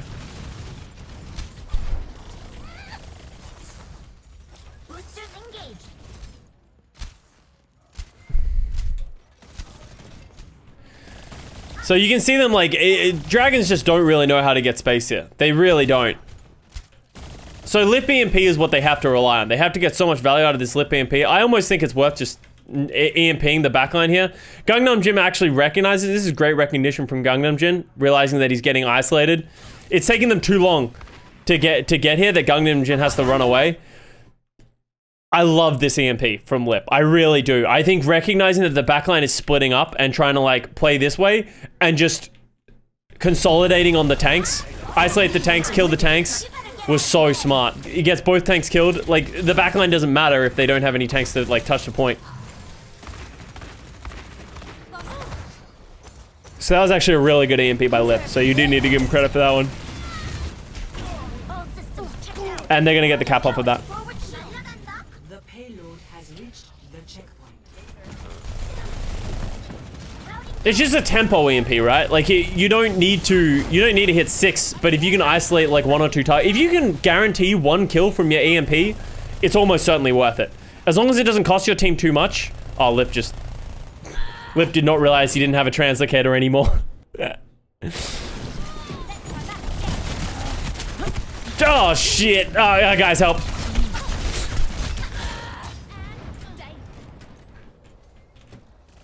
Yeah, I don't think Dallas is missing a Tracer. I think Sparkle's been playing to such a high degree that I think you can leave him on it.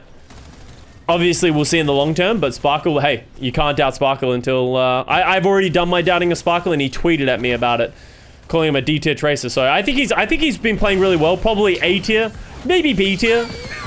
But I think it's been pretty serviceable. Lee Jagon rallies to... this was such a gamble by Lee Jagon on this rally to try and live, especially seeing his fate dies, but I think it was a really good rally seeing as he lives. He does need to protect Izuyaki here though, right? In which he does. Get through this. Matrix activated. Pine is also nutty on Tracer. I haven't seen him play in a while, so it'll be interesting to see what hero pool Pine has. Like, is Pine's Tracer very good? He wasn't very good at it back in the Overwatch League in 2018, so... Another good EMP. This is a great EMP by Lip. Isolates Gangnam Jin. I'm a little curious to why... Like, Gangnam Jin's on the high ground. Him and Slime are in a good spot. They have positioning, all that kind of stuff. I don't know why this happens. Like, Gangnam Jin is, like, preemptively rotating away from their high ground, but he, like, walks into a bigger trap. Like, they give up the high ground, and he just gets EMP'd on the low ground, and it just gets him murdered. So I don't really know why Gangnam Jin drops there. It kind of seems like a weird decision, and gives just, like, a very easy opening to Dragons. But, once again, Lip hitting a high-value EMP. Someone playing Sombra is not Lip. Yeah, his EMPs are too good for Lip.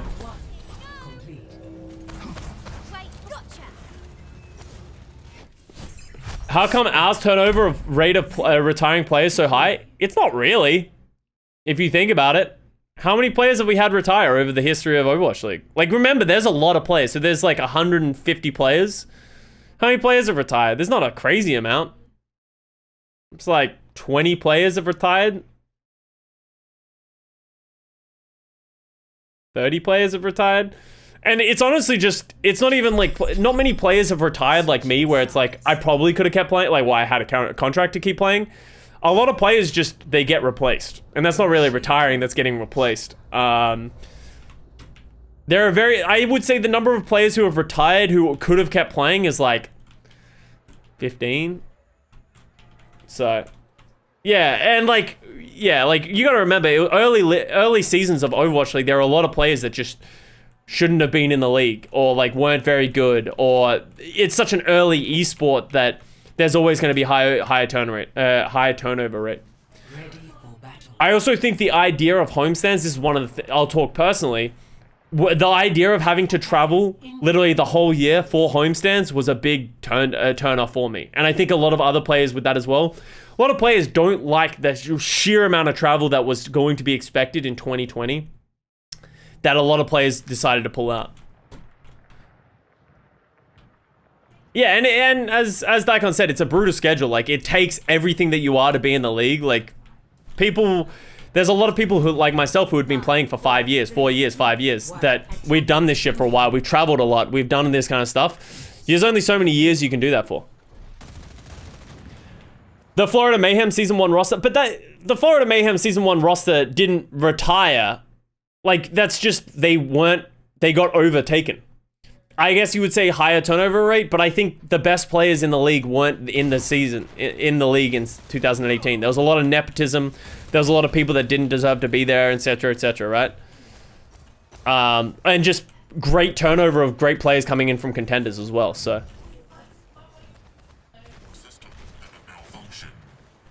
Alright, Gangnam Gym. Oh, actually, let's watch this from Gangnam Gym perspective. Because I don't remember. I didn't get to see it, but all I remember is watching this happen in real time. When the game is so young? Yeah, exactly, right? He gets got by Lip on the overcommit.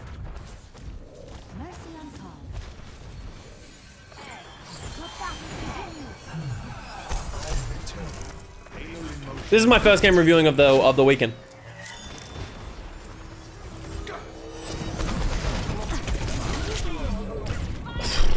Fate gets Gangnam Gym with the dive. You know what roster was even more insane with hindsight? London Spitfire. See, but everyone expected that team to be insane. They literally picked up the 2 best Korean Apex teams, players, and then just, and then they literally like merged them into one. That's why the London Spitfire was so insane. A lot of people expected them to be the best. Everyone expected Envy to be insane, yeah. But I think, you know, a lot of those players were on the way out. The game was already surpassing those players, and we saw that in the league, right? Those players were being surpassed. A lot of Western players got surpassed going into the league. The biggest disservice... Sorry, let me pause because I think it's important. Oh my god, as Gangnam Jin dies again. The biggest disservice that the Overwatch League ever did to the Overwatch League was they cut all tournaments in 2017. So what happened was there were practically no tournaments run in 2017. So all the players that everyone thought were good were players that were good in 2016. So in 2017, a lot of the players didn't have these standout performances. All the good players didn't get worse, and it just sort of normalized, and all these teams got put together with old results. And I think one of the biggest things that I think we can all agree of is the Korean scene from the whole year off 2017. The Western players got way worse compared to the Korean players. That was the biggest difference, I think. That is when we really saw the Korean... Like, before that, obviously, there were a lot of Western teams in 2016 that could compete with the Korean teams. But that gap got absolutely overtaken in 2018, and the Korean players were just so much better than all of the Western players.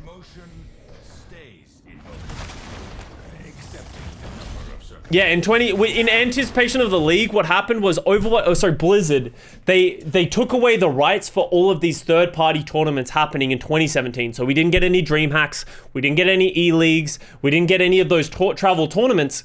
The only tournament that I think we got in 2017 is we got some Apex, and we got Contender Season 0.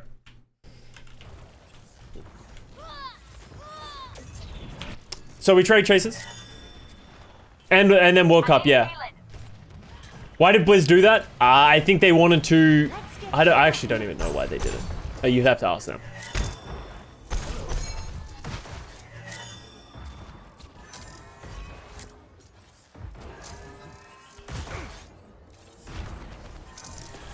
Alright, here we go. Gangnam Jin finally living to tell the tale.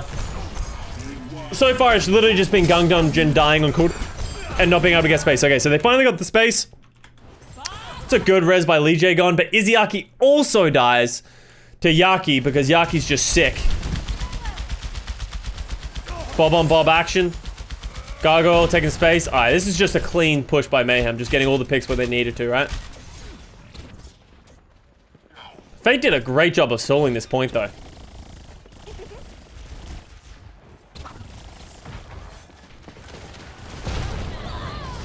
Yeah, and then they just consolidate, get the kills, good play.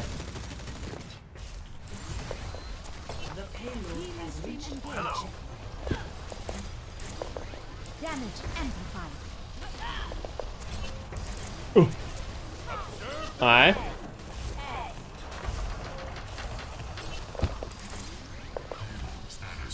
Change the stream title to Pine Time, check VOD. Yeah, maybe I should probably put the VOD that I'm reviewing in the title, but this one's about to end, so we'll do it later for the next one. So Florida got the positioning now. Let's see how they take this space. And this is like a pretty crazy point to attack, as we said in this situation. It's just so hard to get to space. And actually, going back to a previous point as well, like one of the reasons maybe we saw Izayaki play the Ana is the same reason that Gangnam Jin died over and over again, right? Is Zen is just too hard to live. Hot take, Bob on Bob action is the best kind of action. True. True. Yo, Kinsale, thank you for the 18 months as well. I appreciate that. Custa sip, I appreciate it. Yeah, Xe is retired due to health issues. Yeah, exactly. He didn't retire due to not being good enough or not wanting to have the game, right? So BQB up here. Florida don't seem to have an answer of how they're going to get up here. They need to somehow get a good dive. I don't know why they keep dropping off. I think they need to close the distance. Like, OG is just like diving in alone with Yaki, but they don't have the crossfire coming in at the same time. Like, they keep jumping down. Like, I don't know why Gangnam Jin doesn't hold the high ground and they start widening out. They're also losing the card here, and they're just punishing OGE because the backline of the Mayhem isn't doing anything, they're just free to, like, punish OGE. This is just a flux and a half. It's actually insane that nobody died here to that flux. But once again, the backline is still stuck on this low ground for the Florida Mayhem. Please take the high ground, please. There we go. And Yaki gets punished while they're rotating here.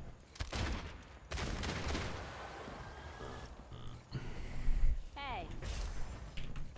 Hello. Hello. How y'all doing? I thought it was Xe would eventually come back, having only be a temporary. I think the expectation is Xe would not play this year. I don't think Xe's just not expected to play this year. Alright, here we go. Backline goes as OGE goes. Mines go down as they wide peak perfectly, right? That's how you do it. That's a great dive. Now, hopefully OGE can force the cart. Yaki pulse bombs lip. Big plays. Oh, this is the moment we've all been waiting for. Oh, actually murders Yaki and gets the res on the lip. We all love a good bit of mercy play. And that actually turns this around. Like, Mayhem were in such a good spot for this attack. And then they just lost all the momentum. They use the Bob. The Transcendence doesn't get value. He doesn't keep the Bob up either. Cost so many like, look at all of a sudden their position is actually awful. Oh, Slime. He just gets a little too aggressive there. There's no reason for him to stay in the open with that Valk. BQB's bleeding out. If Lee J Gon doesn't get that and he dies to Yaki, I think Florida Mayhem take this point in that point right there. Like, they literally get it straight away. They still do turn it around pretty well, but think about that. That's an extra 30 seconds. Less ults needed to be required. Legs coming. Oh boy, they coming. Look at this tracking as well. This tracking is actually insane that we see in the first one. Hello. Potentially series winning play, legitimately. Legitimately, that was select is actually enormous. Let me get you patched up. This is where I lost it. Yeah, this is where we're like, what do you... Josh's, like, incredulous reaction to this was so good of like, the legs? It's actually ridiculous that he locks the legs. But then he locks the leg and does this. Oh, that's so good.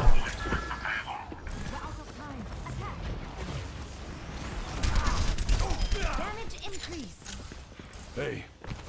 What the hell was Fate doing there? Fate's Wrecking Ball had some questionable... Like, sometimes he feels like he needs to do something, and he just, like, rolls around to try and feel like he's being valuable, and then he just, like, takes unnecessary damage, right?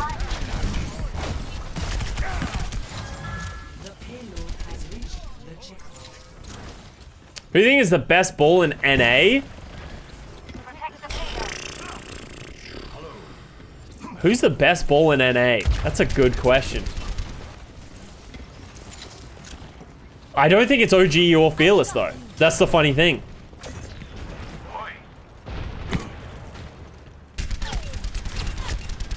Mag? I haven't seen enough Mag ball to really give him that. Super Bowl? Maybe Super Bowl.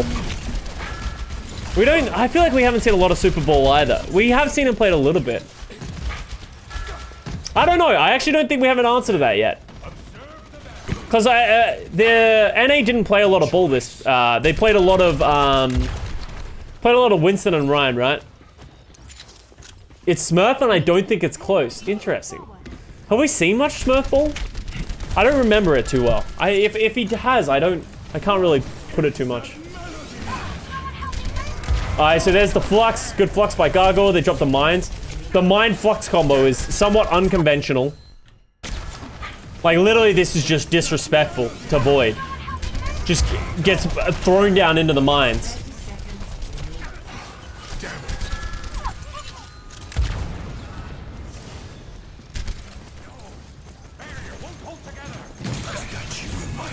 Oh, the value! The value visor. Legitimately the worst ultimate in the game, but the value.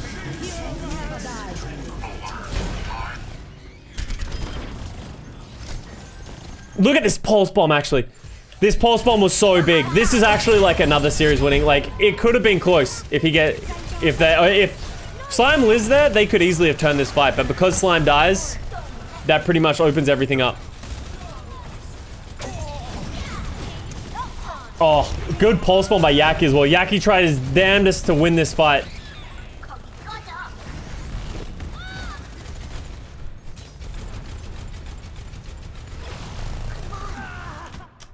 And there it is.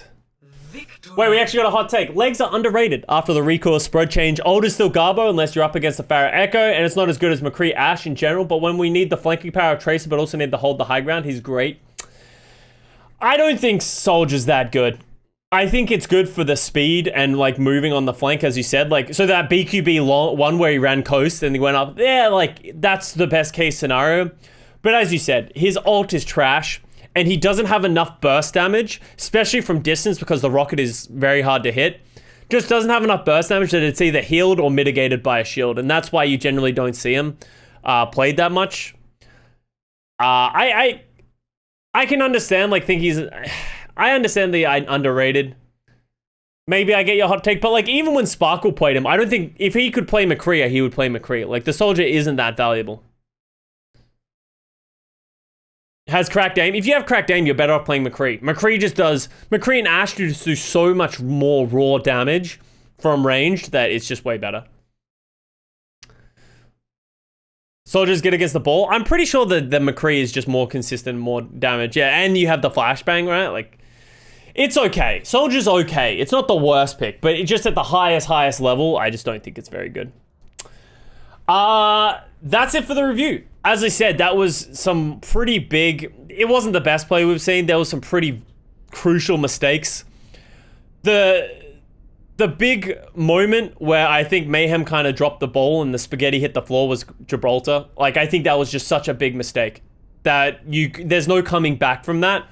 And I think you saw that in the match. They needed to get their own map pick. If they could have ended up on Havana, I think it would have been a very different story. I think if they win that Gibraltar, they're in a different spot. But some big ult mistakes from both sides. One of these teams looked that good after this first match. And that's why I was surprised that Shanghai got drastically better after this series. So you do need to give props to them. But, you know, Mayhem, maybe the jet lag getting to them a little. But hope you enjoyed this review. Just the first of many. So we'll be breaking down these teams a whole lot more. So thanks for watching. And I'll see you soon. Peace out.